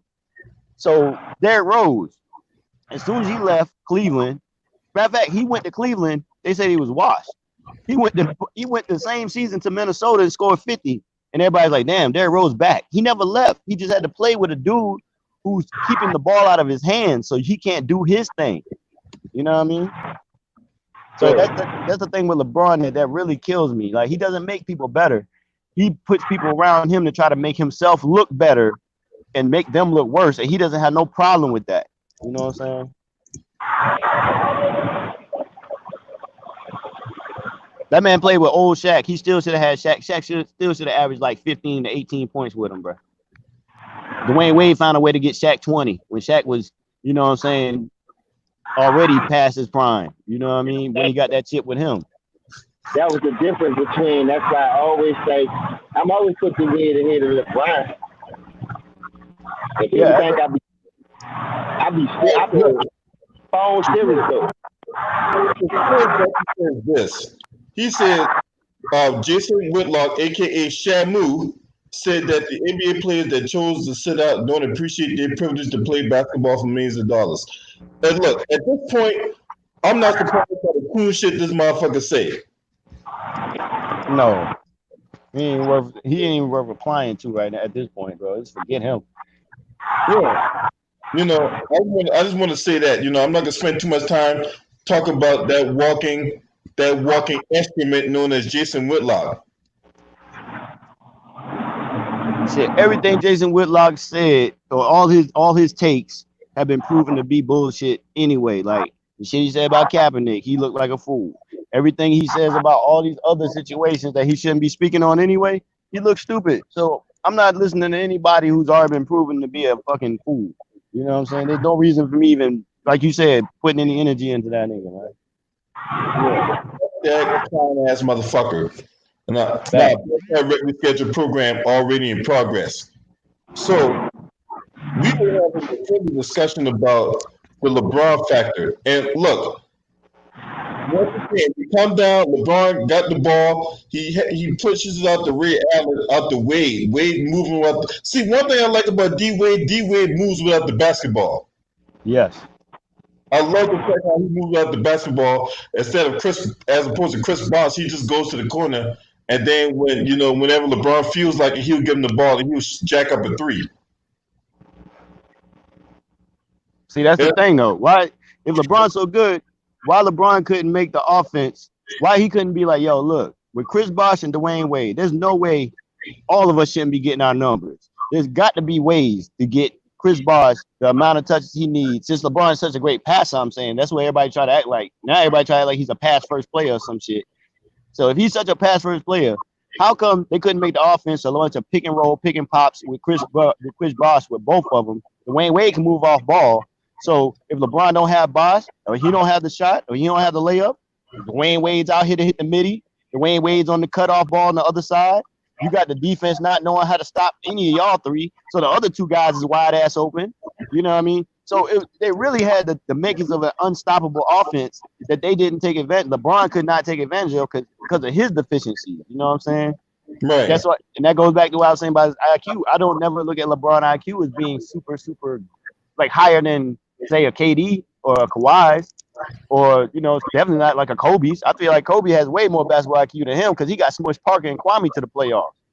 Come on, bro. Like, yeah, right. And Chris Min was in the West as well. Yes.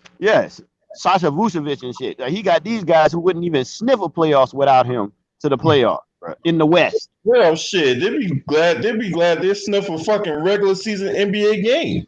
Facts, bro. Without Kobe, that team is top 3 lottery pick every season they're together. Yeah, really. Without Kobe and Phil Jackson, that's when Phil Jackson came back. If I take LeBron, and that's what I was saying about LeBron's MVPs. If I take LeBron off the Heat, it's not like the Heat ain't gonna make it to the playoffs and possibly to the finals any damn way with Dwayne Wade and Chris Bosh in their primes. You know what I'm saying? So Bosh was way more productive. Exactly, that's what I'm saying. So and Dwayne Wade was averaging like 30 before LeBron even came there. The season before LeBron came there. So it's not like he wouldn't have been able to produce with that guy. They didn't need 3 guys. That was my whole point when people be talking about that whole era, because it's like, man, there was no need for LeBron to have to team up with Dwayne Wade, who already got a ring, rather than beat those guys. You figure out ways to get your team better to where you can beat those guys. He destabilized 2 teams, the Heat and the Cavs and the Raptors, just to make the Heat unstoppable force. So you took 2 teams out of your competition anyway. you know, the Toronto Raptors wasn't going to, you know what I'm saying, really able to bounce back in no time and stop him in the Heat. And neither was, and the Cavs weren't even going to make the playoffs. That's how they got Kyrie.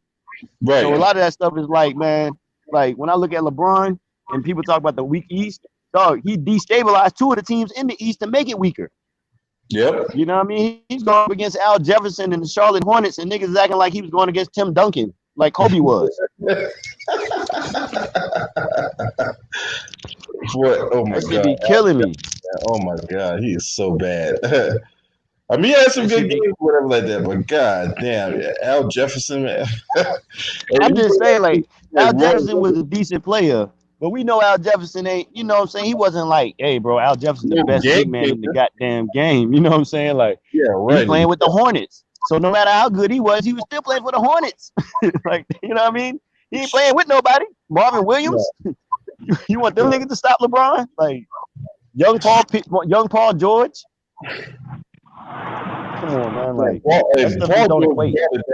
Man, I tell you, man, Paul George brought in that Eastern Conference Finals, man. He did. But what I'm trying to say is, bro, when you look back, that was his first 2 years even being an all-star, and like his third or fourth years in the league. You know what I'm saying? He was going against LeBron, and LeBron's like 8th, 9th, or some, I think like 10th year actually. So LeBron's the savvy vet with two other superstars, and Paul George, the second best player, is Roy Hibbert, who wasn't even, you know what I mean, relevant 2 years after that. Oh my God, Roy Hibbert was so bad, dog. And Lance Stevenson, who these guys are decent guys, but they weren't that level. They was playing out their mind to even make that shit go 7 games. You know what I'm saying? Right. All them boys had to play out their mind every game to make it go that far. People acting like that was real competition. You know what I'm saying? Roy Hibbert, dog. Oh my God, he's so bad. Yeah, bro. Verticality. You know what I'm saying? Yeah, that's his claim to fame. 1 season of verticality, and that was it, bro. Yeah, right. JJ Hickson. I remember JJ Hickson. He was fucking trash. Yeah, man. JJ Hickson wasn't nothing, man. See, and that's why I be trying to tell people. I used to like LeBron, bro. That's the thing about it. That's what people think I hate LeBron. Like my own homies and shit. Like you see my Facebook motherfucking page, nigga. I ain't got nothing but homies that are LeBron lovers, bro. And I used to be a LeBron. I used to really support LeBron when he was from his rookie year to the time he went to Miami, bro. I used to be like, man, you know what? But I used to say the same thing I say now. If LeBron works on his free throws, bro, he might be able to be better than Mike, bro. And I'm a Mike fan, bro. Like Mike is the god to me. You know what I'm saying? But I was really looking at his potential, his size, and the fact that if he develops these jumpers, if he develops the free throw, if he develops off ball, I was like, man, bro, who's going to stop him? Because he's so big, right? He's so big and fast.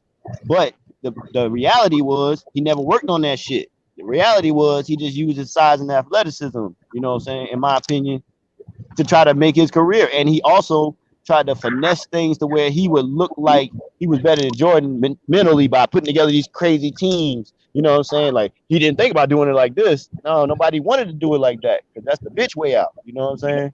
A man want to challenge another man and see who's the best man. I don't want to get me and my 3 homeboys against LB and say, hey, man, LB, you pick up these 2 guys from the YMCA over here. I got, you know what I'm saying? I got 2 of the greatest players ever to touch the court with me. You know what I'm saying?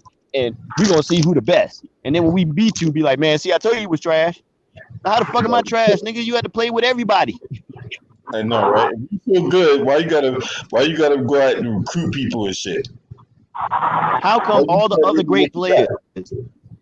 How come? Look, Tim Duncan, right? Until the Spurs got Tim Duncan, they couldn't win no goddamn championships, right? Nope.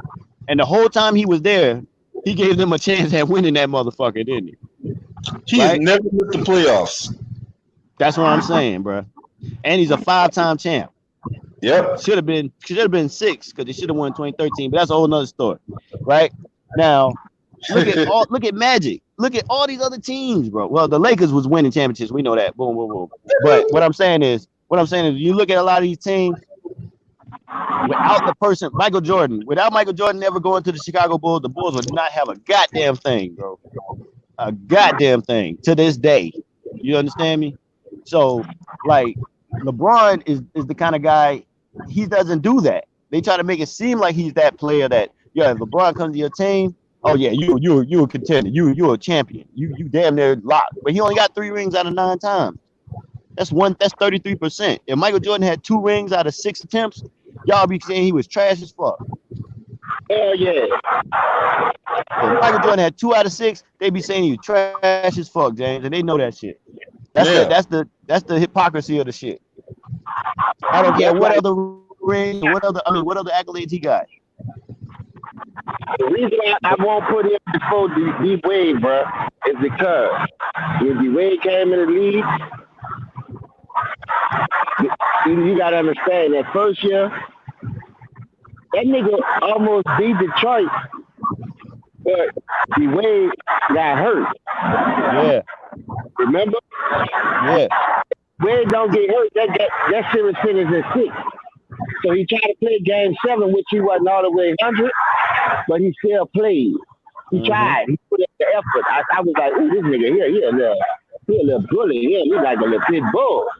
Yeah. So, yeah. People say it was rigged. I see a lot of shit, but we always talk about that too. But keeping it between the lines, you down 2-0. That nigga went to averaging like 33, 34 points after that when he went down 2-0. Facts, bro. Facts. Yeah. Like, he just clicked the light switch and that nigga went crazy. Everything that he was doing was inside, outside. Hit the three, going to. Do you know Dwayne Wade was averaging 18 points? 18 free throws a game in that series. Yup. He was killing them niggas. That's how he wasn't selling it for this. He was. If you won't give me that, I'm going. Put me on the line. I'm gonna make my free throws. That's how LeBron's supposed to be. How big he is.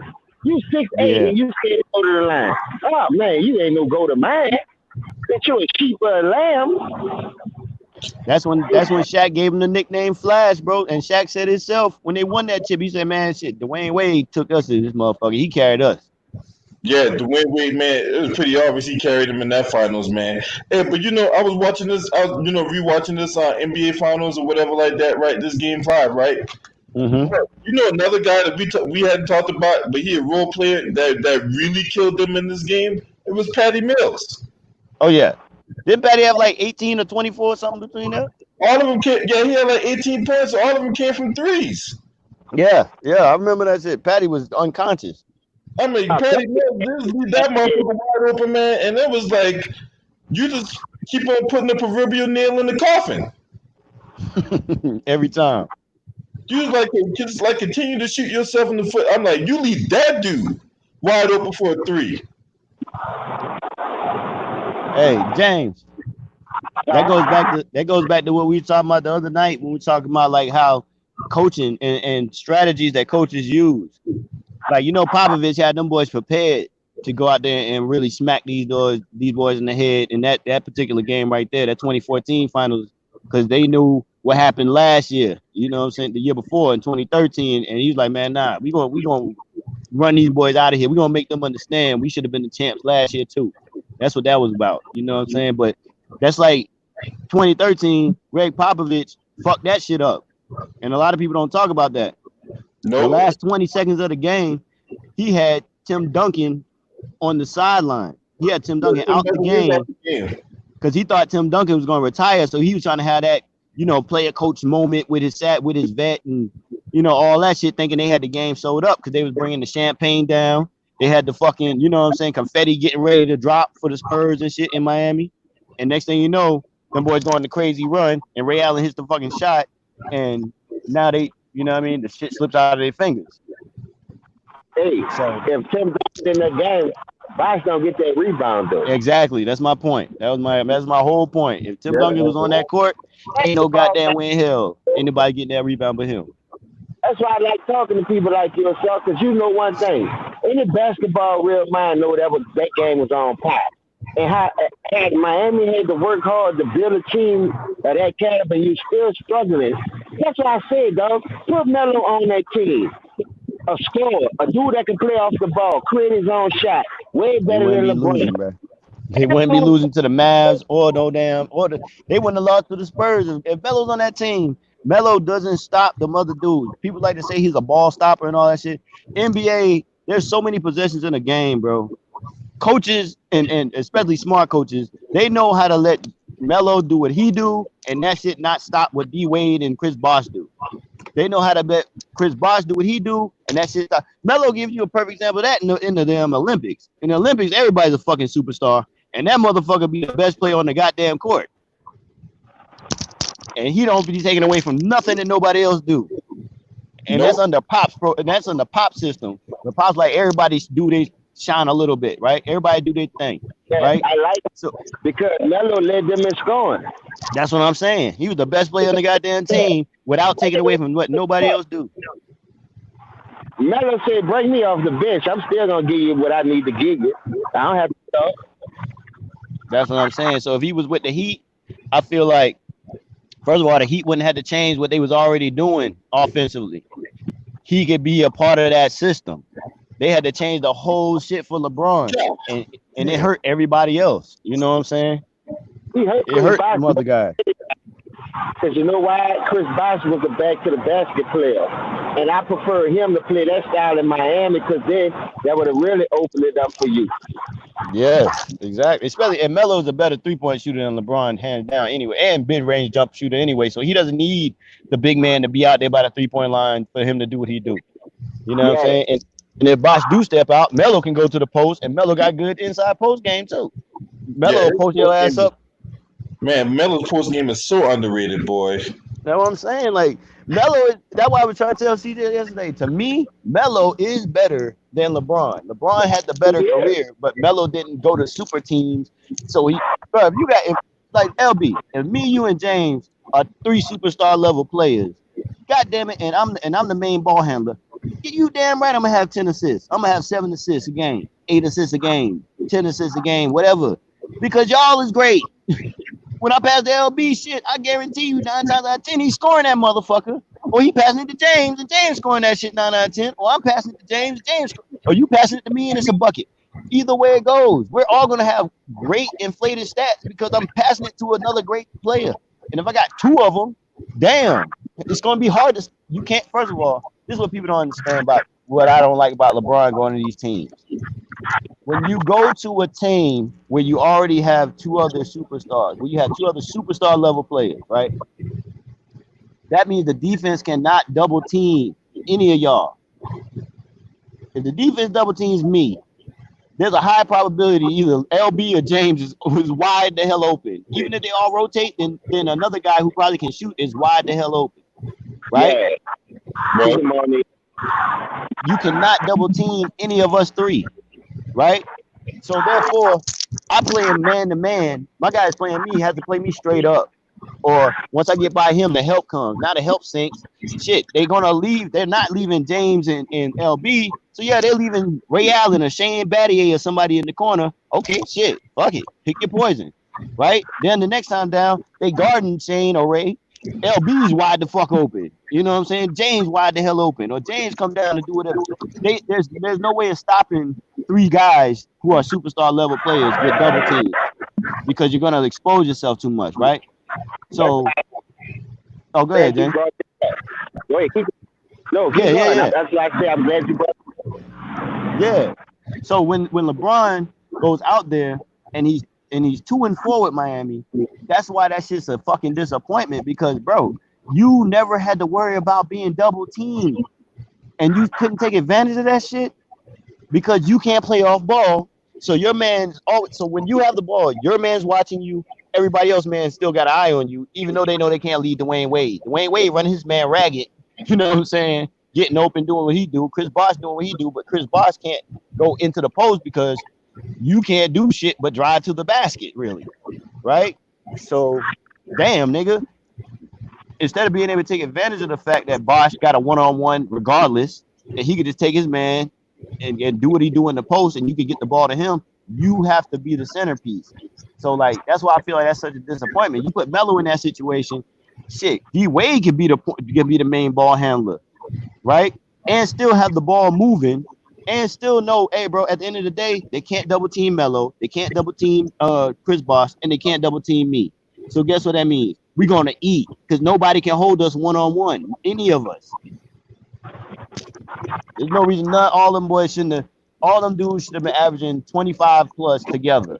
Just like how in the West, when KD went to Golden State, he was able to get his numbers. Steph was able to get his numbers, and Clay was able to get his numbers. Even though I don't think Clay is a superstar level player, he's a star. You know what I'm saying? To me, level player. I like that too, because I'm glad you went over that next, because that's why I feel the way I feel about Draymond Green. Because you got this and you can't get 10 and 10 and nothing. You can't even get 10 points, 10 rebounds, or 10 assists. Yeah, that's terrible, bro. 10 That's and one terrible. of those, you got 3 alphas over there. That's how I know you shit water. You niggas talking about these old shit ass accolades. Shit water. No, these niggas is dope, dog. What the fuck they be watching that got these dudes thinking that all these motherfucking players in this game is a Hall of Famer, athlete, a superstar, alpha. James, I got you right here. I got you right here. I know. I'll tell you exactly what it is, bro. And LB, all of us can understand this. But to the people who might not ever play organized basketball or organized sports, think about it like if you went to a pickup game, right? You playing pickup ball, you got your guys out there, and every time you go out to the court, it's always some dude whose mouth is way bigger than his game, right? Oh yeah. But to people who don't know this dude and they don't see him really play, they be like, "Yo, man, Buddy might be kind of good now. He talking it, you know what I'm saying? He might be able to walk it." And then they see his game and be like, "Oh man, this dude that's Draymond Green. That's Draymond Green right there, bro." The motherfuckers that be dressing better than they play too. Hey, my nigga bigger bulk than Draymond, huh, LB? Hey, he comes he be coming to the court, everything matching: the socks, the leggings, the fucking got the arm sleeve, shirt, armband, headband, wristband, everything matching. Right? Airball and a layup though. That'd be kind of good. You see this dude like, man, this motherfucker suck. Yep, he be airballing layups. Exactly, yo. That's what I'm saying. Like, that's Draymond Green. His mouth is bigger than his game. See, Draymond got the comfort of having 2 of the greatest shooters in the world on his team, and all he got to do is pass the ball over there, and they can do the rest. You know what I'm saying? Yep. He gets the credit for the assist, so everybody looking at him like, "Oh man, look at Draymond, he's a playmaker." Go ahead, W. Exactly. That. Hey, I'm glad you say that, because I've been saying the same thing. Motherfuckers act like I didn't know what the fuck I was talking about. Get the fuck out of here, Hitman X. Wow, what you say? Fake ass Malcolm X. Huh? What you say, LB? Oh, I'm talking about Hitman X. When I made the articulation about, motherfucker be dressing better than they play, and they motherfucker have the matching armband, wristband, headband, shorts, leggings and shit, shoes. Motherfucker suck, and they eat the bitch over LB. No, I thought them niggas be going to the club. Y'all niggas can't hit 2 points. They be out there like they about to kill something with the president. Give it a nigga who on out there with the bent up shoes. I bet he got game. I know. Right. That's how his shoes got like that. He be out there on the court. I want to do with the shoes. Yeah, I know he got game. Give me the dude with the All-Stars on. Nigga coming out there with the LeBrons and the AIs and bitches can't dribble between their legs right. Hitting all their dogs and shit. Oh shit. Hey bro, if you ain't a big dude, don't play in LeBrons, bro. You fucking kill your feet. Your feet will feel like you've been kicking bricks all day. I ain't never had a pair of LeBron James, and I ain't about to get none. You got to be a legend to put on my feet. I done had a pair of Kobe. I done had a pair of Jim J's. I done had a pair of LA Gears, nigga, Akeem Olajuwon. But I would never put no bum on my feet, nigga. Fuck that nigga. Hey, you had the LA Gears that lit up in the back? Yeah, I mean, I had every kind of LA Gears. The one that had looked like it was made of fire on the side with a different color. Yeah, the red, white, and black. You had the red, white, and blue. Yeah, all different colors. Olajuwon came with them bitches. I was in junior high, nigga. That was about in 88, 89, but shoot. I was loving them bitches. The uniform that we had, it was red, white, and black. So that's why I got the red, white, and black. Hey, look, this is what I'm gonna start doing, though, LB and James. I'm gonna start asking dudes straight up. Look, name me some players that LeBron James is more skilled than, bro. And if they start naming like ridiculous players, like I know they're going to, I'm just gonna roast them from there. Cause like when you look at LeBron, take away his this is the thing. The first thing most of these people think about when they think about LeBron is his size, bro. They're not thinking about any skill he has other than passing. And that's not even that's an inflated stat. Russell Westbrook, you know what I'm saying, averaged a triple double 3 years in a row because he was intentionally passing it and making them dudes shoot when he wants them to. He's holding the ball for assists. You know what I'm saying? LeBron James been doing the same thing. The difference between the two is LeBron does have more basketball IQ than Russell Westbrook. Russell Westbrook plays 100 miles an hour without thinking. You know what I'm saying? So it's easy to get them stats. That time when he did that shit to KD against Golden State, they was up 3-1 and they had a 16-point lead.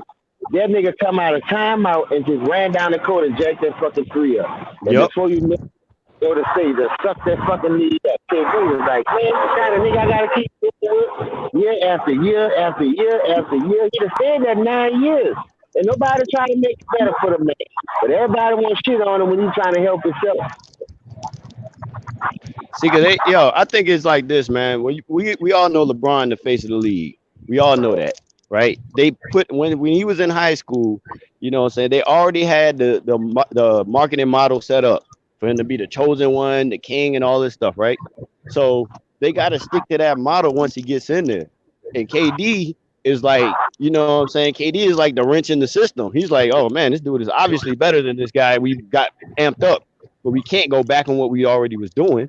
We can't say, hey, well, KD's better than him. So that's why they always like, well, KD's perennially the number 2 best player in the world, even though KD's putting up numbers equal to his in less time with less touches.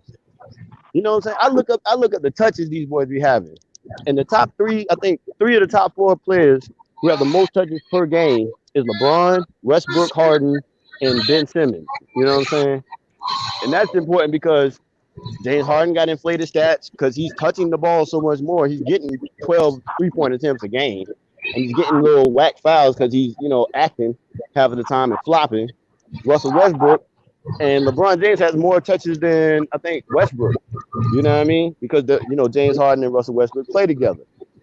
So what I'm saying is it's easier for a superstar player to get, 25 or 26, 7 and 7, right? If you're getting like 88, 90 touches a game. Kevin Durant is getting 26, 7 and 4 in 30 minutes and like 60 touches. You see what I'm saying? So he's touching the ball like way less than these guys and still getting the same numbers. That to me shows me that Kevin Durant is better than LeBron James and any of these other dudes, really. You know what I'm saying? Kawhi is the same way. Kawhi gets 26 points, like what, 6 rebounds, 4 assists, but he does that shit in like 30 minutes. Giannis gets 31 and 14 in 30 minutes. You know what I'm saying? He gets touches, but he don't even get as much touches as the other guys I just named. Giannis is like 10th on the list. Like, that shit's crazy. That's how you know who better than who, but they don't look at that like that. They just looking at because a nigga paying me stats and he playing the whole game. Like some games I used to see LeBron there up 30 points and you still in this motherfucker? Yeah. Nigga, what the fuck is wrong with you? You even see that this year.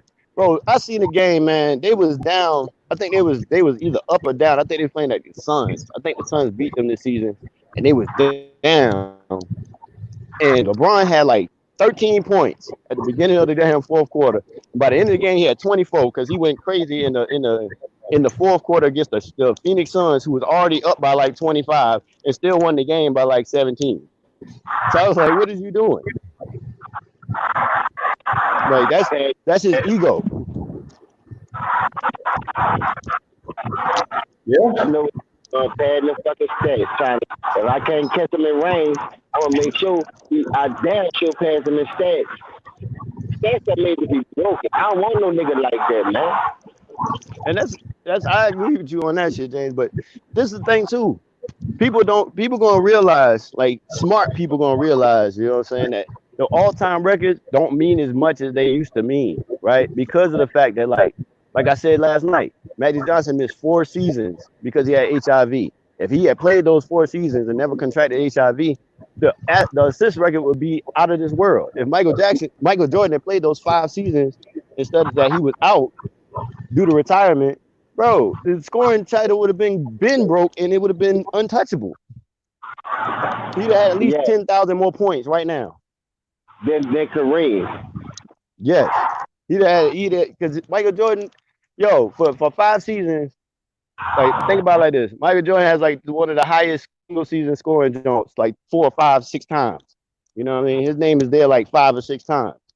So he could keep scoring, if nothing else, for 5 seasons, especially 94, 95, you know what I mean? 99, 2000, 2001, 2002. He would have still been able to put up numbers to where he would have had, he's at 33,000 now, he'd have at least had 44. And that's what LeBron's trying to get to. Yeah, that's at least 38 to 4,000 points a season. So 4,000 times that, times 5, that's another 20 bands. Bro, I'm telling you, and that's why I say like the all-time records, unless you just a person that don't really know the other players, you got to look at that stuff and keep it in perspective. Like it's not like Kareem had to play 20 seasons, right, to get those numbers he got. LeBron's gonna have to play 20 plus seasons to beat Kareem, right? But those are gonna be the only way that you're gonna actually get those numbers. But if you look at the other guys like Jordan, he did all of that. He scored them 38, 33,000 points in a smaller amount of time. He played in 15 seasons and did that. He didn't play those extra 5, or the record would be broken. You know what I mean? Like, I think he started that bitch by him being a scoring machine. Then you got to think about it. Jordan led the league in scoring 10 times. 10 straight times, bro. Come on, only man to do that.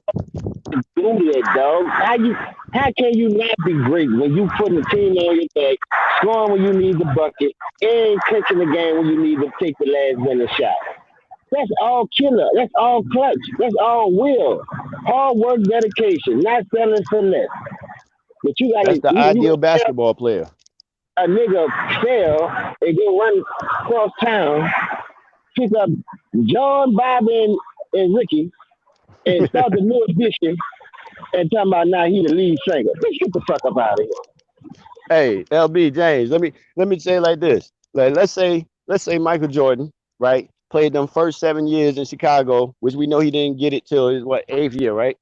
Okay, so he played them first 7 years in Chicago, right, and couldn't win, right? So let's say he said, "Man, look, man, I'm gonna get Magic Johnson and Kevin McHale, right? And we're gonna go to Boston, right? I'm gonna go to Boston. Larry Bird gone for some reason, and Michael Jordan won with them boys. Do you think people would call Michael Jordan the greatest of all time today?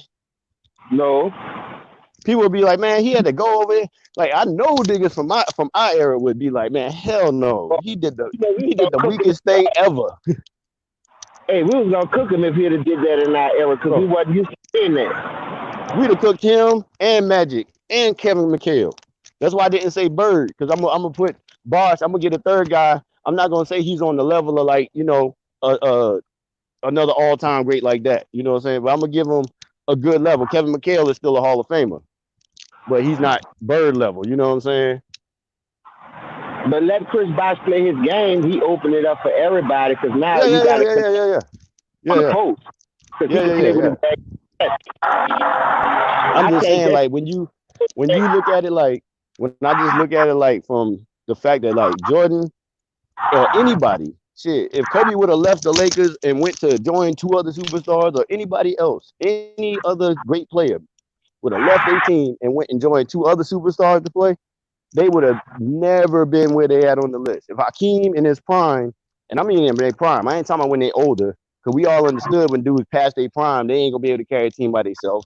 So yeah, you got to get with another dude, and if he passes prime too, y'all trying to get a ring, nobody's mad at that. You know what I'm saying? Niggas be mad at like you 25 years old getting with a 26-year-old and another 25-year-old. You know what I mean? Like, what are y'all doing? I just ain't never know nobody take two niggas out the same draft class in their prime though. Yeah, that's what I'm saying. Like, Started it. Boston started it. Man, Kevin Garnett played 10 years for Minnesota already. Plus, Ray Allen already shined in Milwaukee with the big dog Glenn Robinson. So these teams had respectable chances because Milwaukee was battling Philadelphia in AI. mm-hmm. They always had to Mm-hmm. battle around. The East was so hard to dig than now. All them dudes was Good. over 30 plus too. That's the thing. Yeah, only reason why I'm saying the East was harder then because if you think about all the teams back then, you had AI with the Sixers, you had Mm-hmm. Walker, Ray Allen. Then if you Yep. go over to Indiana, you had Reggie Miller. If you go over to Yep. the Knicks, you had Patrick Ewing. If you go over to Miami Heat, you had Tim Hardaway, Larry Moore, and Jamal McDermott. Want to keep going, but everybody Mm-hmm. had. Ain't nobody was Vince out Carter there. and Jason Kidd with the Nets. Yeah, that's what I'm saying. Ain't nobody was out there on the off season saying, "Damn, we can't beat this nigga for nothing." Say, but y'all want to join up? Yeah. Come on, bro. Come on. That's what happened. And what you call them said that. They said Wade said it was out there for the Olympics and it was thinking about it. Been thought about it. Mm-hmm. But they didn't know how the league was gonna take the shit. Whether it was gonna let them do it, keep the playing field even. They know they crippled the playing field for that nigga because he couldn't do it by himself. And then That's they why he crippled it did. again. They crippled it again with that when they vetoed that Chris Paul trade. They didn't want to have a chance for Kobe to have somebody like Chris Paul in his squad. Whereas if they did meet up against the Heat, you already know what's gonna happen. Kobe's gonna destroy them dudes. Yeah, but see, I try to explain to people about that situation because I try to explain to people about that situation because the year Tom Benson bought that team from Charlotte, you think the NBA gonna buy that team and give it to a city? Hell no. Tom Benson No. bought that from Charlotte.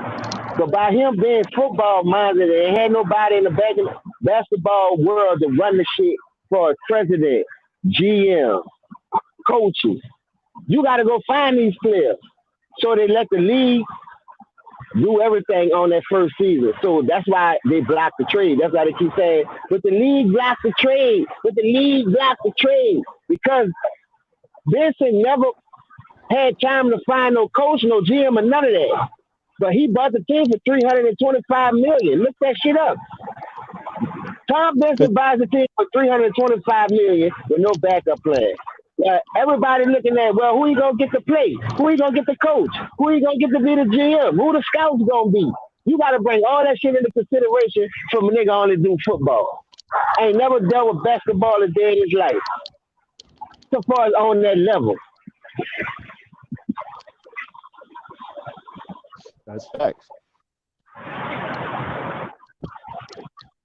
If Tom Benson would have had that team, I guarantee you he'd have made that trade. Because he about building teams. He about getting shit in the long run. He like the Saints shit is so long because he ain't want to spend money, dog. Once Tom Benson started spending money, got Mika Loomis, a real GM, to make the moves for him, to manage the money. Look what the Saints done the last couple of years, the last decade or so. They've been in the playoff contention. They've been robbing them because they built that shit the right way, dog. They got free agents to come by giving them pictures about how it's gonna be. That's why I gave Drew Brees a pass because I know he don't mean no harm by it. But at the end of the day, you gotta think about it. His grandpa and his daddy was racist, man. Period. That's why he spoke up on the flag instead of the right shit. Yeah. But I tell you this though, like that's what I was saying though. A lot of this shit just was made. It was almost like they made a cookie cutter league for LeBron. They made it just so he could get in the position to win all these times, and he still didn't win. That's the thing about it. It's like they invested so much into him, and they ain't never gonna admit it. But LeBron never lived up to lived up to what he was really supposed to be doing in the league. When you think about it, there's no way you get to the finals 9 times and only win 3 and say you living up to something. And then know what made me mad? Because you're gonna take the only series that you didn't. All right, if you made that last shot, I respect your mind a little bit.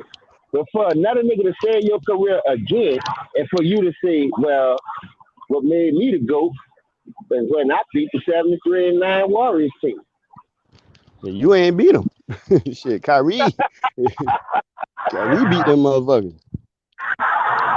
Nah, Kyrie was out there putting up 42 also. I told niggas that.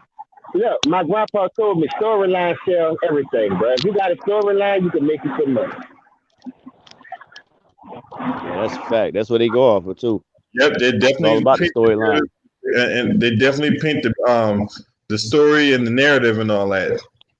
He been told I just lost my grandpa at 82, March 26, 2020, dog, this year. And I always met him every Saturday, college, every Sunday, NFL. He telling me this shit. He said, man, you think the right team always gonna win?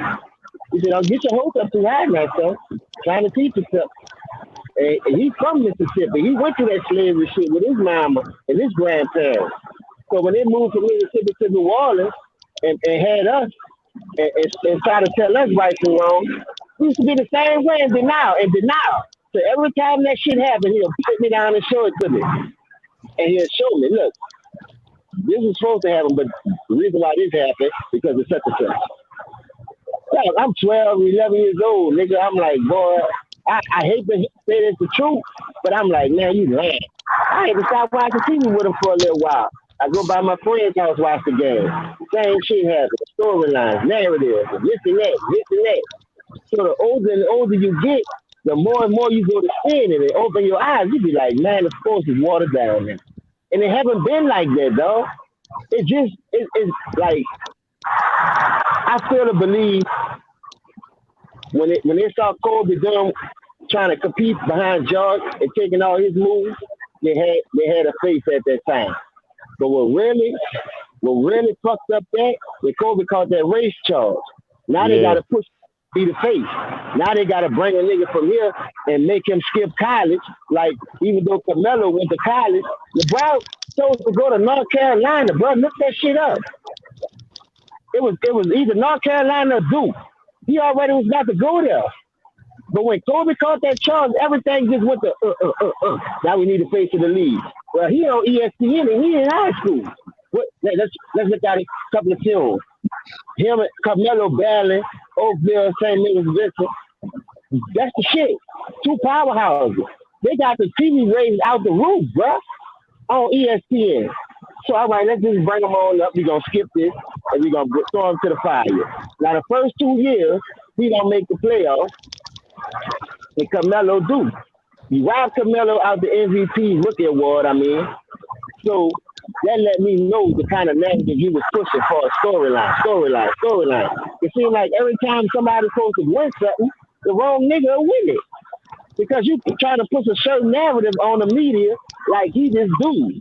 I ain't buying it. And that's the same way Draymond Green got an all-star spot. Yep. Hey, yo. Draymond Green on the Charlotte Hornets. I bet you don't hear nothing about it. Nope. Hey, y'all, I got to take off. I got to split. So I'm going to end this right here. I appreciate you, Asar. You know, you more than welcome in the live stream anytime, bro. Hey, man, salute to y'all fellas, man. You James, man, y'all be you, James, Ticket, everybody in the LDBC be trying to be the ones keeping this shit real, man, keeping the culture where it's supposed to be at instead of off in that left field shit that everybody be on. So I really appreciate you guys, yo. For real. Yeah, man, you know what I'm saying? Like I said, you welcome anytime. I appreciate your insight because we need more brothers like you, man. You know what I'm saying? We can't be the only ones. I can't be the only one. Ticket can't be the only one out here telling the truth. There too many motherfuckers out here telling lies and shit, man. That's a fact, man. But yo, I'll look back on the next one, bro. Yeah, man. You like I said, you always welcome anytime, bro.